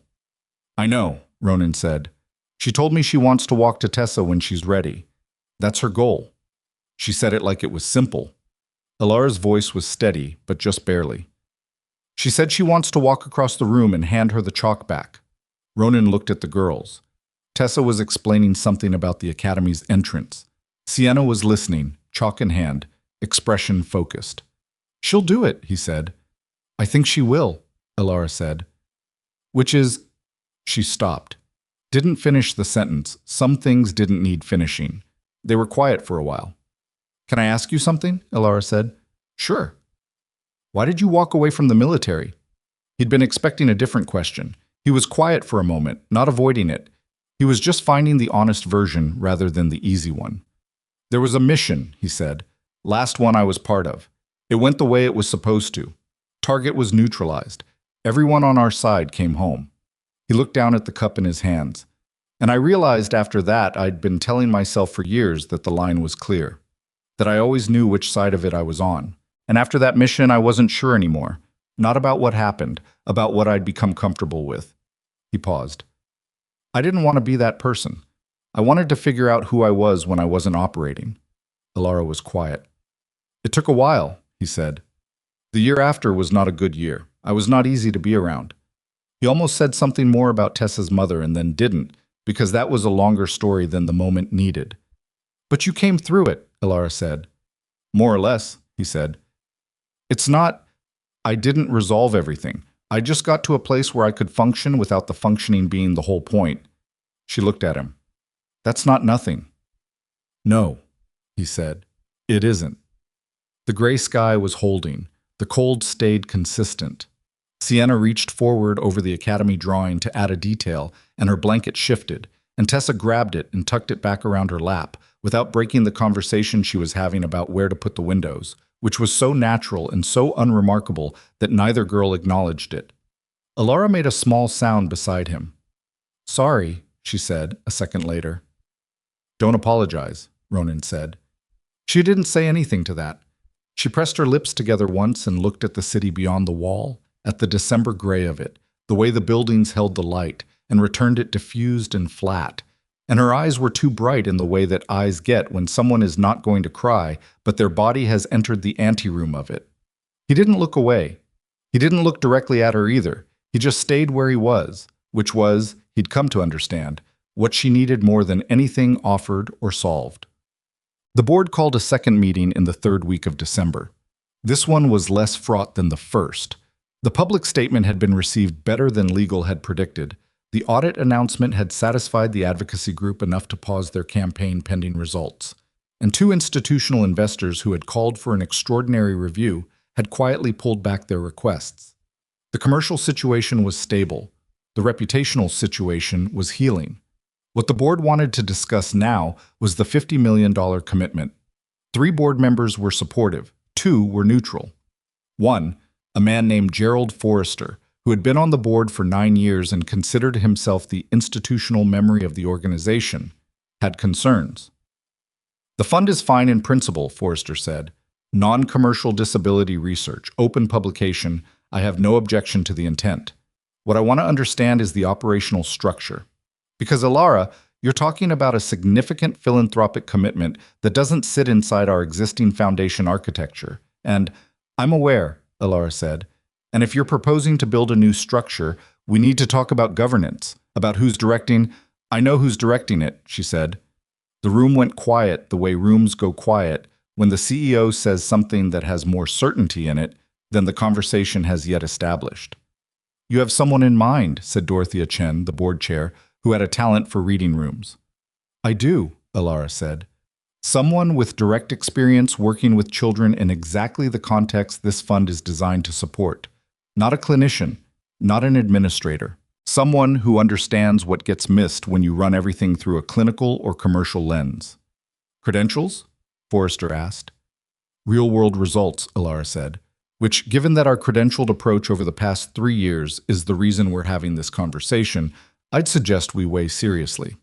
Forrester opened his mouth and Dorothea said, Elara, are you going to tell us who you're talking about, or are we going to work up to it? His name is Ronan Mercer, she said. Former Navy SEAL, single father, currently working nights at a logistics center. She let that sit. He spent 2 hours in a park in October doing what 3 years of specialized intervention didn't. I want him involved in building this program because he understands something that I didn't understand until recently. What's that? Dorothea asked. That the children we're trying to help aren't problems to be optimized, Elara said. They're children. The room was quiet again. Forrester leaned back. A warehouse worker, he said. A logistics professional, Elara said, without inflection. With a skill set that goes considerably beyond that and an understanding of how to be present with people in difficult circumstances that most of our current staff does not have. She looked around the table. I'm not asking for a vote on his hiring today. I'm informing the board of my intent, which is within my authority as CEO.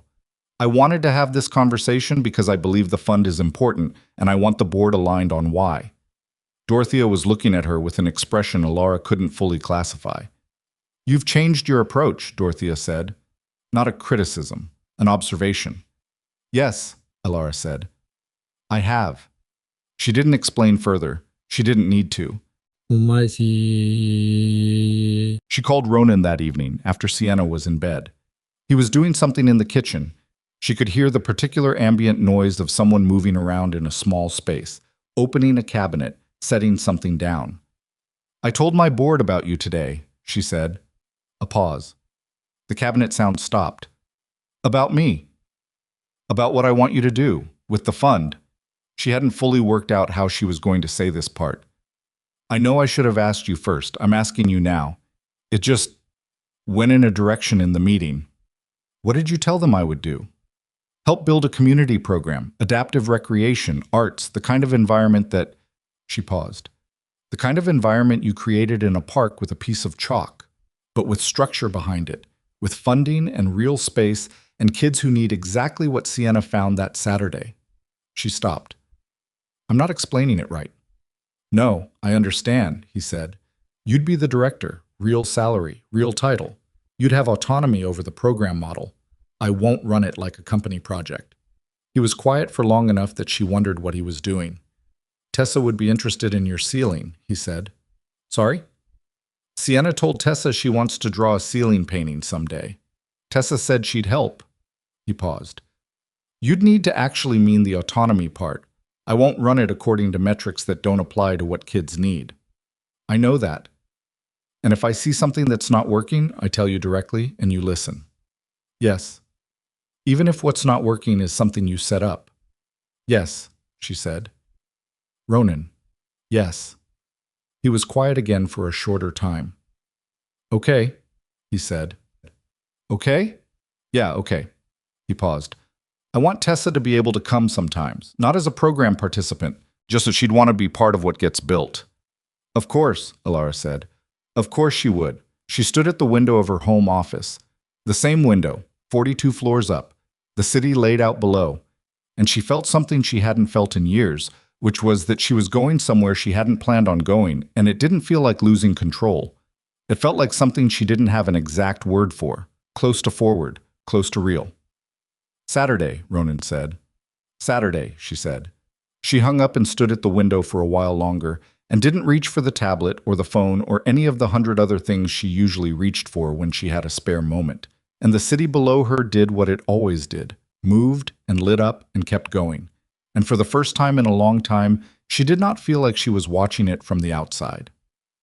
January came in hard. The city got its first real snow of the season on the second day of the new year. Not the decorative kind that dusted rooftops and made people post photographs, but the heavy, committed kind that meant business, that packed into the gutters and turned the sidewalks gray-white and required actual effort. Ronan shoveled the front steps of the Calverton building before 6 in the morning, which was not his responsibility, but which he did anyway because old Doris had a bad hip and the super had a habit of getting to things eventually. Tessa watched him from the lobby window in her pajamas, breath fogging the glass. When he came back in, she handed him a mug of hot chocolate that she'd made herself, which was mostly milk with a quantity of cocoa powder that indicated she'd been generous with the measuring. It's strong, she warned him. I can see that, he said. Strong is better in winter. He drank it and didn't argue. He was thinking about the building. He'd been given access to the space in the third week of December, a former community arts center in the Garfield district that had been sitting half empty for 2 years, owned by a nonprofit that was happy to enter a long-term lease arrangement with the Voss Foundation in exchange for operational support. 3 floors. Old hardwood on the main level. Big windows. The kind of space that had been something once and knew it could be something again. He'd walked through it 3 times before he'd said yes, not because he was uncertain, because he wanted to be sure he was saying yes to the right thing and not to the version of it that someone else had imagined for him. The first time he walked through it, Elara had come with him. She'd been quiet, mostly, letting him move through the rooms at his own pace, which he appreciated. She'd made one comment about a back room that she thought could be converted to a sensory integration space. And he'd said maybe, let's see what the kids need first, and she'd said fine, and hadn't brought it up again. The second time he walked through it, he brought Tessa. Tessa had stood in the center of the main room, high ceilings, the afternoon light coming in flat and gray through the big windows, and turned in a slow circle. "The ceiling," she said. "What about it?" "It's big enough." He looked up. The ceiling was high and broad and painted in that institutional off-white that was neither a choice nor the absence of one. "Big enough for what?" he asked, though he already knew. "For Sienna's painting," Tessa said. "She said she wanted to draw a ceiling painting. This ceiling is big enough for a real one." Ronan looked at the ceiling for a long moment. "It'd have to be painted," he said, "not chalk." "She can paint," Tessa said. "She's been doing watercolors. I've seen them." She looked at him with the particular patience of someone waiting for the slow person to catch up. "Dad, the ceiling." The third time he walked through it, he went alone, early on a Tuesday morning when the Garfield district was still waking up and the building was cold and quiet and smelled of old wood and something mineral he couldn't identify. He stood in the main room and looked at the ceiling and thought about what Tessa had said, and then he thought about a 6-year-old girl in a wheelchair at the edge of a chalk circle, saying she loved drawing, saying it quietly, like it was something she kept small so it would be safe. He called Elara from the parking lot. "The Garfield building," he said. "I want to move forward." "Okay," she said. There was something in her voice that wasn't surprise, more like the particular satisfaction of someone who'd been waiting for a door to open rather than forcing it.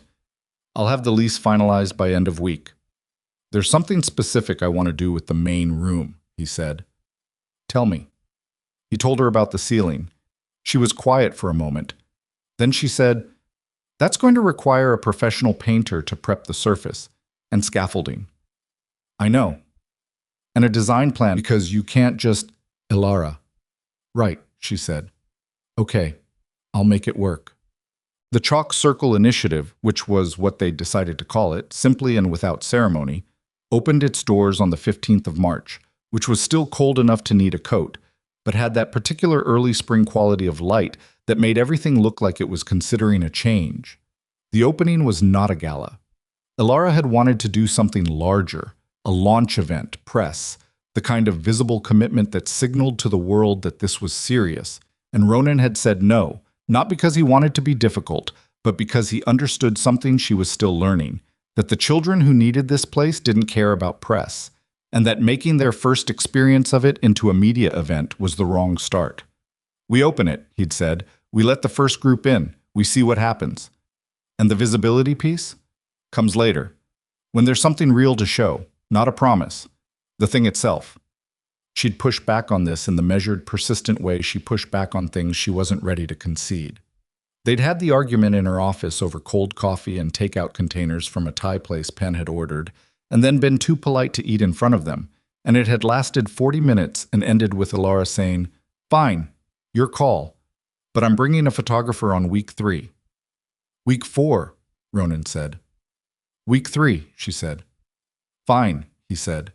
The first group was 14 children, ages 5 through 11, referred through 3 partner organizations, a pediatric rehab clinic, a public school's special education department, and a community social work agency that served families in 4 of the city's lower-income districts. Mixed diagnoses, mixed backgrounds, different levels of mobility and communication. The one thing they had in common was that they had all, in various ways, been defined primarily by their limitations rather than their personhood, and their parents were exhausted and hopeful in the specific combination that belongs to people who have been fighting for a long time. Sienna was not part of the first group. Ronan and Elara had both decided, independently, and then confirmed with each other, that it would be wrong, that Sienna's presence as the CEO's daughter would change the dynamic in ways that were hard to predict and harder to undo. Sienna had been told about the center, had been part of several conversations about what it should be, and had contributed 3 design drawings for the main room's layout with annotations in her careful handwriting. She knew her name was part of the name. She seemed to find this appropriate. "It's the chalk circle," she told Tessa, over the phone, the week before opening. "From the park." "I know," Tessa said. "Dad told me." "I told your dad about it first. He tells me everything." A pause. "Not everything," Sienna said. "Most things," Tessa conceded. Tessa was there on opening day because she'd asked to be and Ronan had said yes, and because she was, in ways that were not on any organizational chart, part of what made this place make sense. She helped set up the art supplies in the main room that morning, arranging them with the systematic logic of someone who had thought about this. Chalks organized by size, paints by color, paper in 2 different weights depending on what the work needed. She laid everything out on the low tables while Ronan moved furniture, and a young woman named Destiny, who was the center's first staff hire and had a background in adaptive recreation therapy, helped with the parallel bars setup in the far room. The first child through the door was a boy named Kyle, 8 years old, cerebral palsy affecting his right side, referred by the school district. He came in with his mother, who had the particular posture of a woman who had been the primary advocate for her child for 8 years, and was carrying the invisible weight of every conversation, every meeting, every form she'd ever had to fill out to prove her son deserved accommodation. She looked at the room. She looked at the tables with the art supplies. She looked at Ronan. "There's no intake form?" she asked. "Not today," he said. "Today he just comes in." She looked at him for a moment like she was checking whether this was real. Then she looked at her son, who had already moved toward the chalk table and was picking up colors with his left hand and setting them back down, checking the density of each piece. "He draws," his mother said quietly. "He's been drawing since he was 4. "I know," Ronan said. "It's in his referral." She nodded. Something moved through her face that wasn't quite relief. Relief was too simple a word for what happened when a parent who had been fighting for a very long time encountered something that simply made room. Tessa appeared from the supply area and sat down at the chalk table across from Cale, not announcing herself, not asking permission. "That red is good," she said, pointing to the piece he'd just set down. "It's got the right weight." Cale looked at her. "How do you know about chalk weight?" "My dad taught me," Tessa said. "Also, I've done a lot of it." Cale considered her. "What do you draw?" "Cities mostly. Kingdoms. My friend Sienna and I build them together." "I draw machines," Cale said. "Machines are good," Tessa said. "Can I see one?" And just like that, Cale picked up the chalk.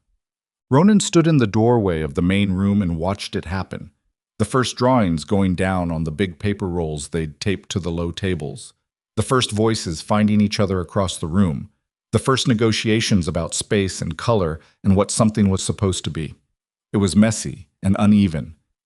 And one child was crying in the far corner because the transition had been too much, and Destiny was sitting with her on the floor, not fixing it, just being there. And it was, in all of its imperfection and noise, exactly what it was supposed to be. He thought about the warehouse, about 2 years of night shifts and seal numbers, and Pruitt's particular talent for appearing at the wrong moment. He didn't miss it. He didn't hate it either. It had been honest work, and he'd done it honestly, and it had kept Tessa fed and clothed and in a school she liked. You didn't have to hate the hard thing to be glad the hard thing was over.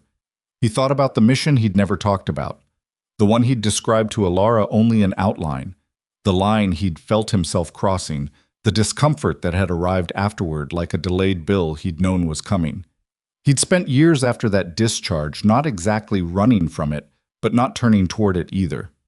He'd built the quiet life because quiet was what he needed, and somewhere in the quiet Tessa had grown up into herself, this complete, opinionated, chalk-carrying person. And he'd been grateful for the quiet for that reason too. He didn't know, back in October, what he was walking into when he took his daughter to a park on a Saturday morning. He hadn't been thinking about anything larger than grapes and a water bottle, and whether the fountain was still broken. Life didn't announce the things that were going to matter.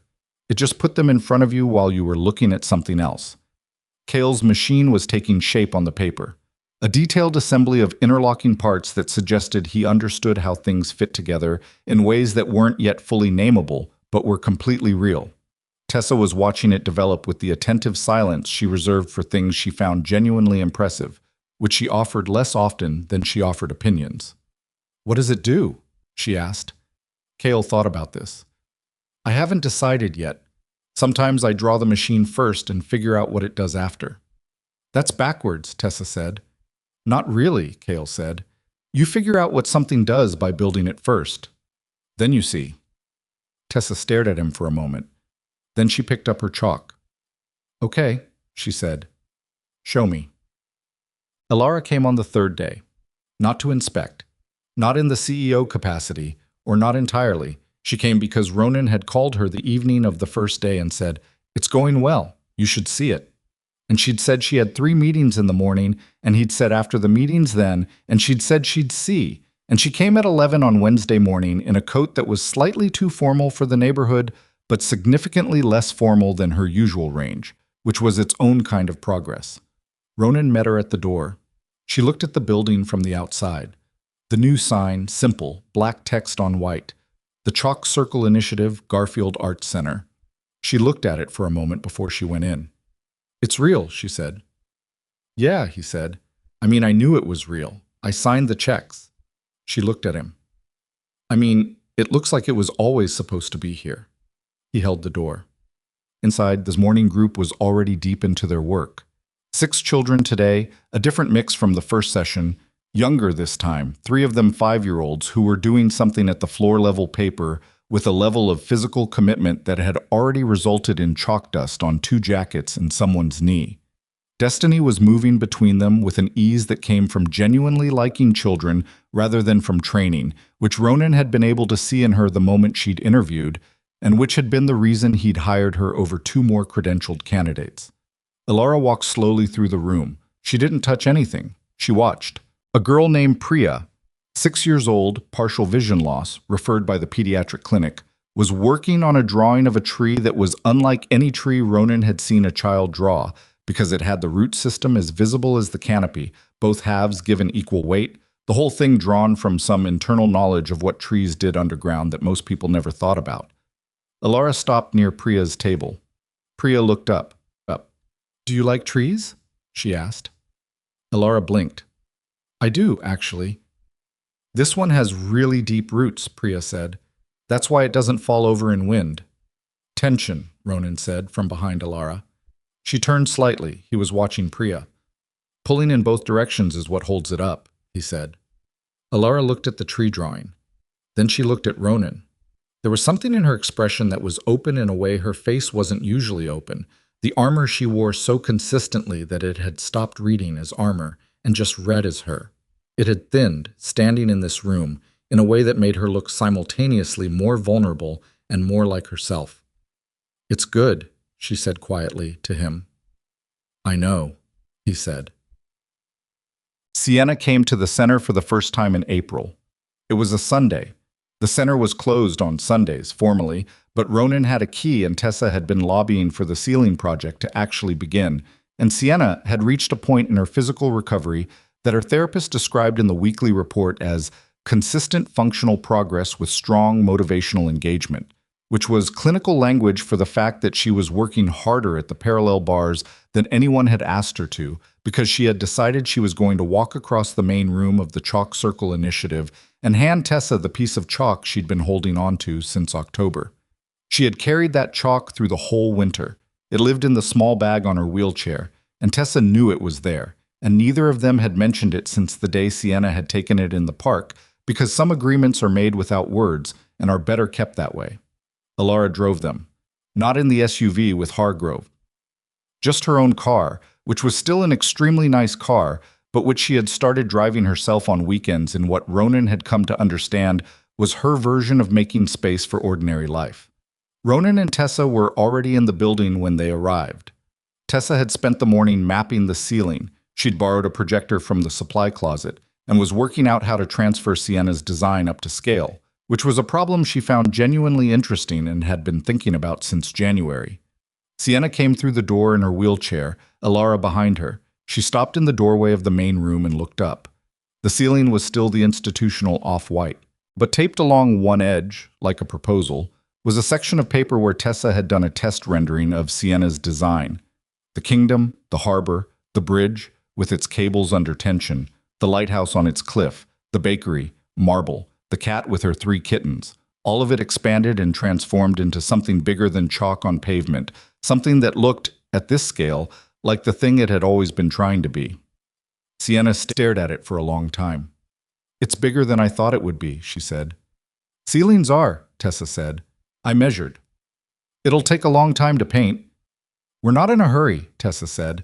"We've been drawing this thing for months already." Sienna looked at the test section again. Then she looked at the room. The tables, the supply shelves, the parallel bars visible through the open door of the far room, the windows with their April light coming in at an angle that caught the dust in the air and made it look like something deliberate. "Can I try?" Sienna said. Ronan looked at her. He knew what she was asking, and it wasn't about the ceiling. "When you're ready," he said. She looked at him steadily. "I'm ready now."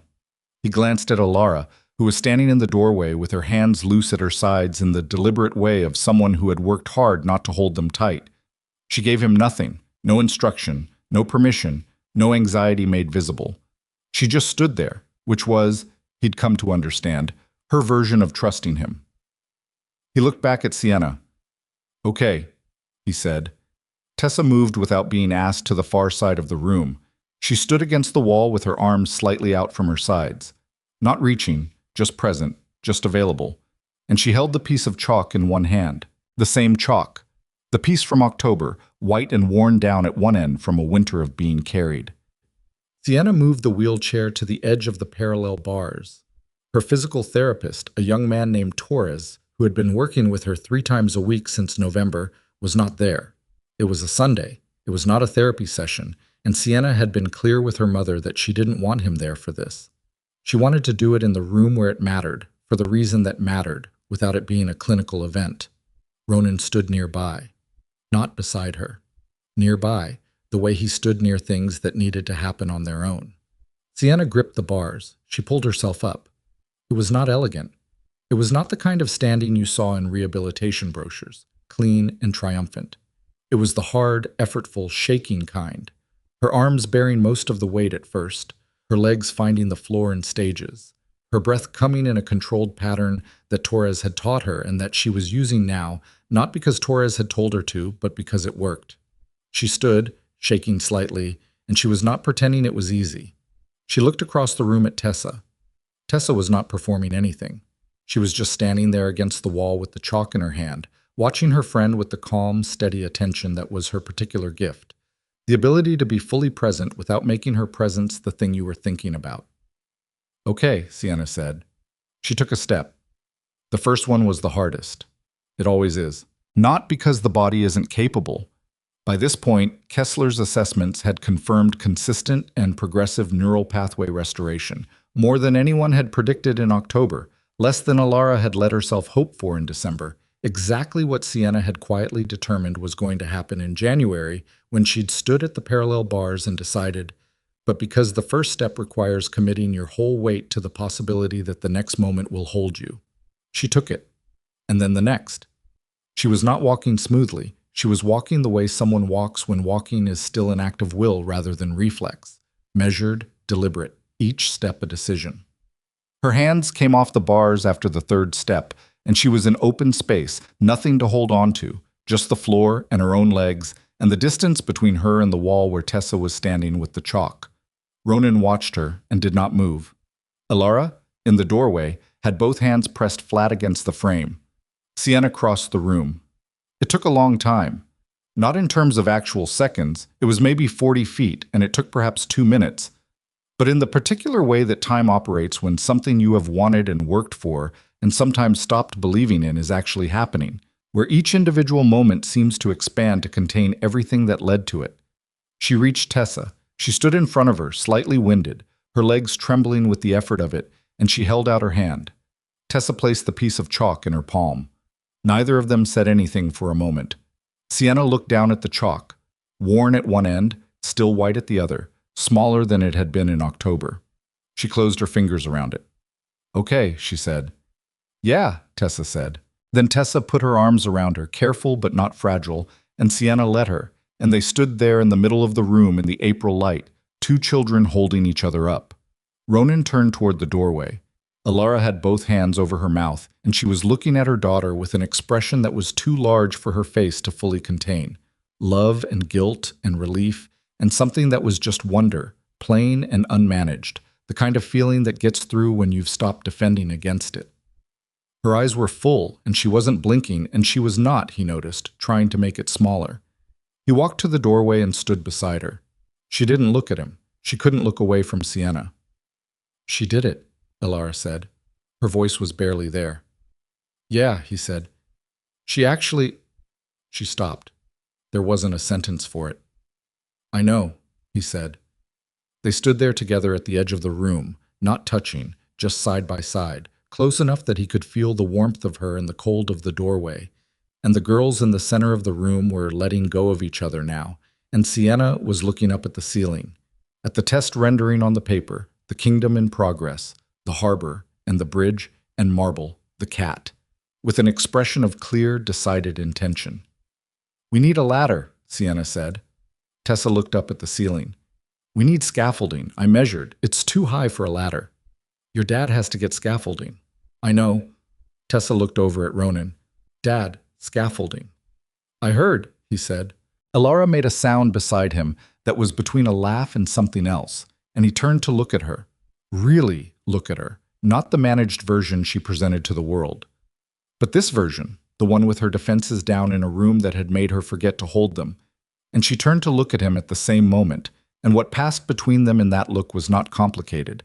It was just honest. The way honest things are when you've spent enough time in the same space to stop pretending they aren't there. "Scaffolding," she said. "Scaffolding," he agreed. There are things that money can do and things it can't, and the honest accounting of that gap is something most wealthy people spend considerable energy avoiding. Elara Voss had spent a decade being very good at that avoidance. She had built systems and hired experts and funded initiatives and told herself that resources applied with intelligence and rigor were the most efficient form of care. And she hadn't been entirely wrong. Resources mattered, expertise mattered, rigor mattered. But she had confused the instrument for the thing the instrument was trying to reach. What Sienna had needed was not the absence of resources. What she had needed was the presence of someone who looked at her and saw the whole child. Not the diagnosis, not the challenge, not the project, before they saw anything else. That's not a lesson that announces itself. It doesn't come with a framework or a research citation. It comes, if you're lucky, through a stranger with chalk in his pocket who kneels beside your daughter in a park and asks her what she loves. The audit of the Cortigen partnership concluded in May. Its findings were mixed in the way genuine audits are mixed. Some things that were concerning, some that were within normal parameters. 3 specific instances where internal decisions had prioritized commercial outcomes over complete publication, and a research population of children who deserved to know what the full data showed. Elara published the complete audit. She established individual outreach to every family in the trial population. She dissolved the partnership structure. It was not painless. The stock took a hit for 2 weeks. 2 major investors reduced their positions. Gerald Forrester sent her a long email about optics and fiduciary responsibility that she read and replied to in 5 sentences, and then did not think about further.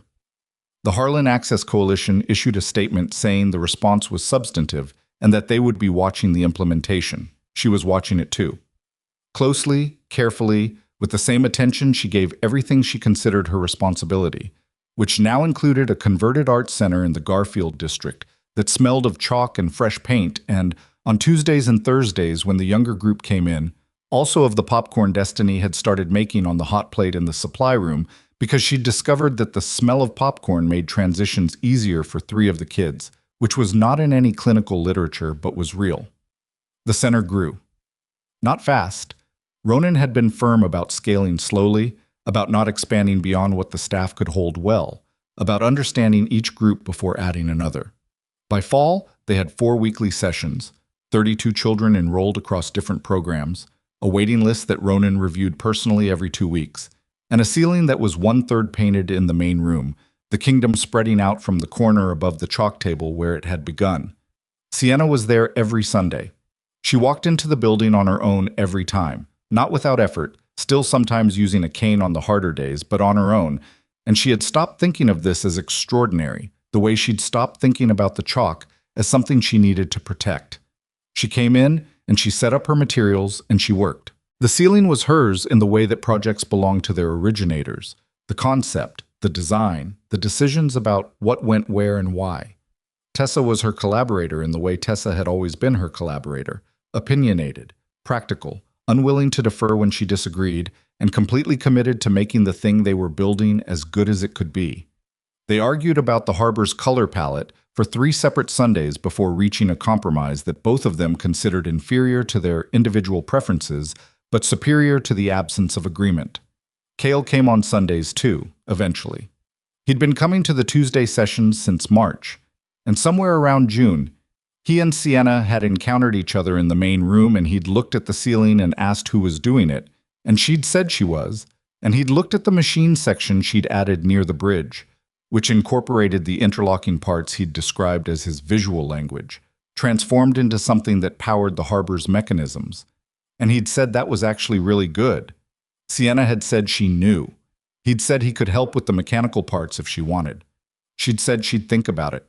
She thought about it for 2 weeks and then told Tessa, who told Ronan, who mentioned it to Cale's mother when she brought him in the following Tuesday. And by August, Cale was on the scaffolding on Sunday mornings with a brush in his left hand and a level of focus that his school had been trying to access for 4 years. In October, on a Saturday that was cold. The way the previous October's Saturday had been cold. Iron fence cold, oak tree cold, the kind of cold that made breath visible and made people pull their coats across themselves without thinking.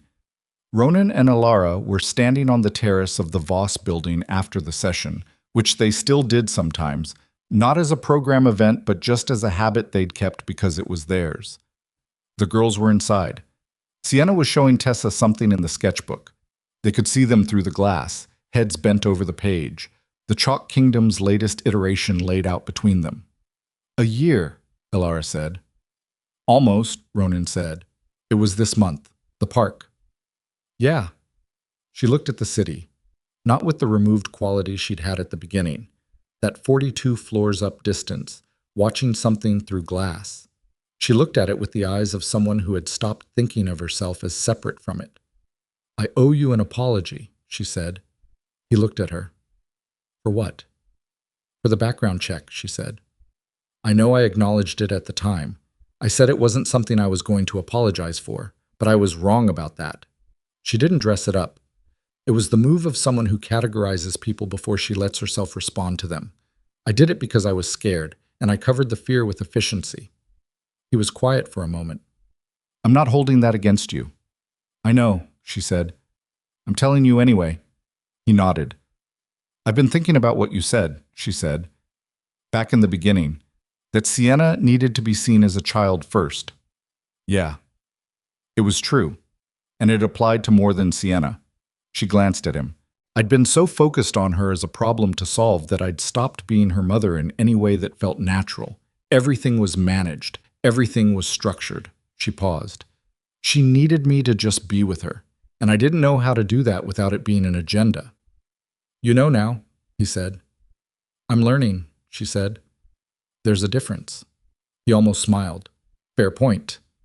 They stood in the particular comfortable quiet that had taken months to build, and which neither of them would have been able to articulate the value of to someone who hadn't experienced it. The quiet of 2 people who had stopped performing anything for each other, who had run out of reasons to manage their presentation and discovered, in the absence of it, that they actually liked who they were looking at. "I talked to Tessa," Elara said. He turned slightly. "About what?" "About whether she'd mind if things changed." She kept her eyes on the city. "Between us." He was quiet. "She said," Elara continued, and I'm quoting directly, "obviously, Mom." And then she corrected herself and said, I mean, Ms. Voss. And then she seemed to realize that was weird given the context, and she gave up and went back to the sketchbook. Ronan looked through the glass at his daughter, who was emphatically explaining something to Sienna with the full use of both hands. She called you Mom, he said. She did. Elara's voice was careful, Feeling out the edges of the thing. I don't think she meant to. It just came out. He looked at the girls for a long moment. Sienna had taken the pen from Tessa and was correcting something on the page, and Tessa was watching with that expression she used when she was deciding whether or not to agree with a revision. She's been calling Doris Grandma since she was 4, he said. Doris has been correcting her for 3 years. Has it worked? No, he said. Elara looked at him, and he looked at her, and neither of them said the thing that was sitting there between them, because some things don't need to be said to be known. Some agreements are made the same way the chalk circle was made, without preamble, without ceremony, just a circle drawn on the pavement and space offered inside it. The scaffolding needs to be moved next Sunday, he said. We're starting the section above the parallel bars. What's going in that section? Sienna says the academy. Tessa wants the dragon. The friendly dragon, Elara said. The one that just looks scary, he confirmed. Elara looked through the glass again. They should be able to have both. That's what I told them. She nodded.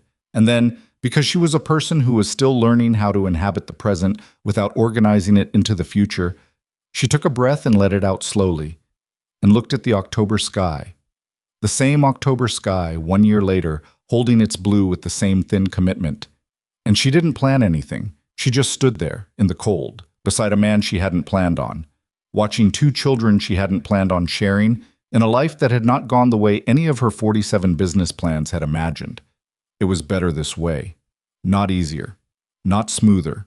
Not without the accumulated difficulty of 2 people who had been broken in different ways, learning how to be in the same place without either of them having to disappear. But better. Ronan knew, standing there, that he hadn't fixed anything. He hadn't saved anyone. He'd knelt beside a little girl in a park and asked her what she loved and drawn a circle on the pavement, and everything else had grown out of that, the way things grow when you stop trying to control the direction and just give them room. He'd had his own broken things going into that October Saturday, the year that wasn't a good year, the mission he still didn't talk about, the particular loneliness of being someone who had spent years operating in extremes and was now living in the quiet, trying to figure out if the quiet was enough. It turned out the quiet had been the thing he needed, and out of the quiet had come Tessa, and out of Tessa had come a chalk circle, and out of the chalk circle had come everything else. A ceiling half-painted with a kingdom that kept expanding, a center full of children who were learning that what they loved mattered, 2 girls who had chosen each other with the completeness that children bring to their commitments, and a woman standing beside him who had started the year believing that every problem had a solution you could fund and had ended it. Understanding that some of the most important things were free and unmeasurable and had been available all along. None of it was finished. The ceiling would take another year at minimum, and the center had a waiting list and a budget that needed to grow, and Ronan and Elara were still in the early stages of whatever they were building. And Sienna still had hard days, and Tessa still brought home improbable requests, and the refrigerator on Calverton Street was making a new sound that was different from last year's sound. But in the main room of the Chalk Circle Initiative, above the chalk tables and the supply shelves and the parallel bars and the spot on the floor where Sienna had walked across open space and held out her hand, the ceiling was spreading into something, a kingdom and a harbor and a bridge under tension and a lighthouse on a cliff and a cat named Marble with 3 kittens, painted by children who had been told in various ways that their reach was limited, proving instead what Sienna had understood from the first time she'd leaned forward with chalk in her hand, that you draw what you can imagine, and then you see what holds.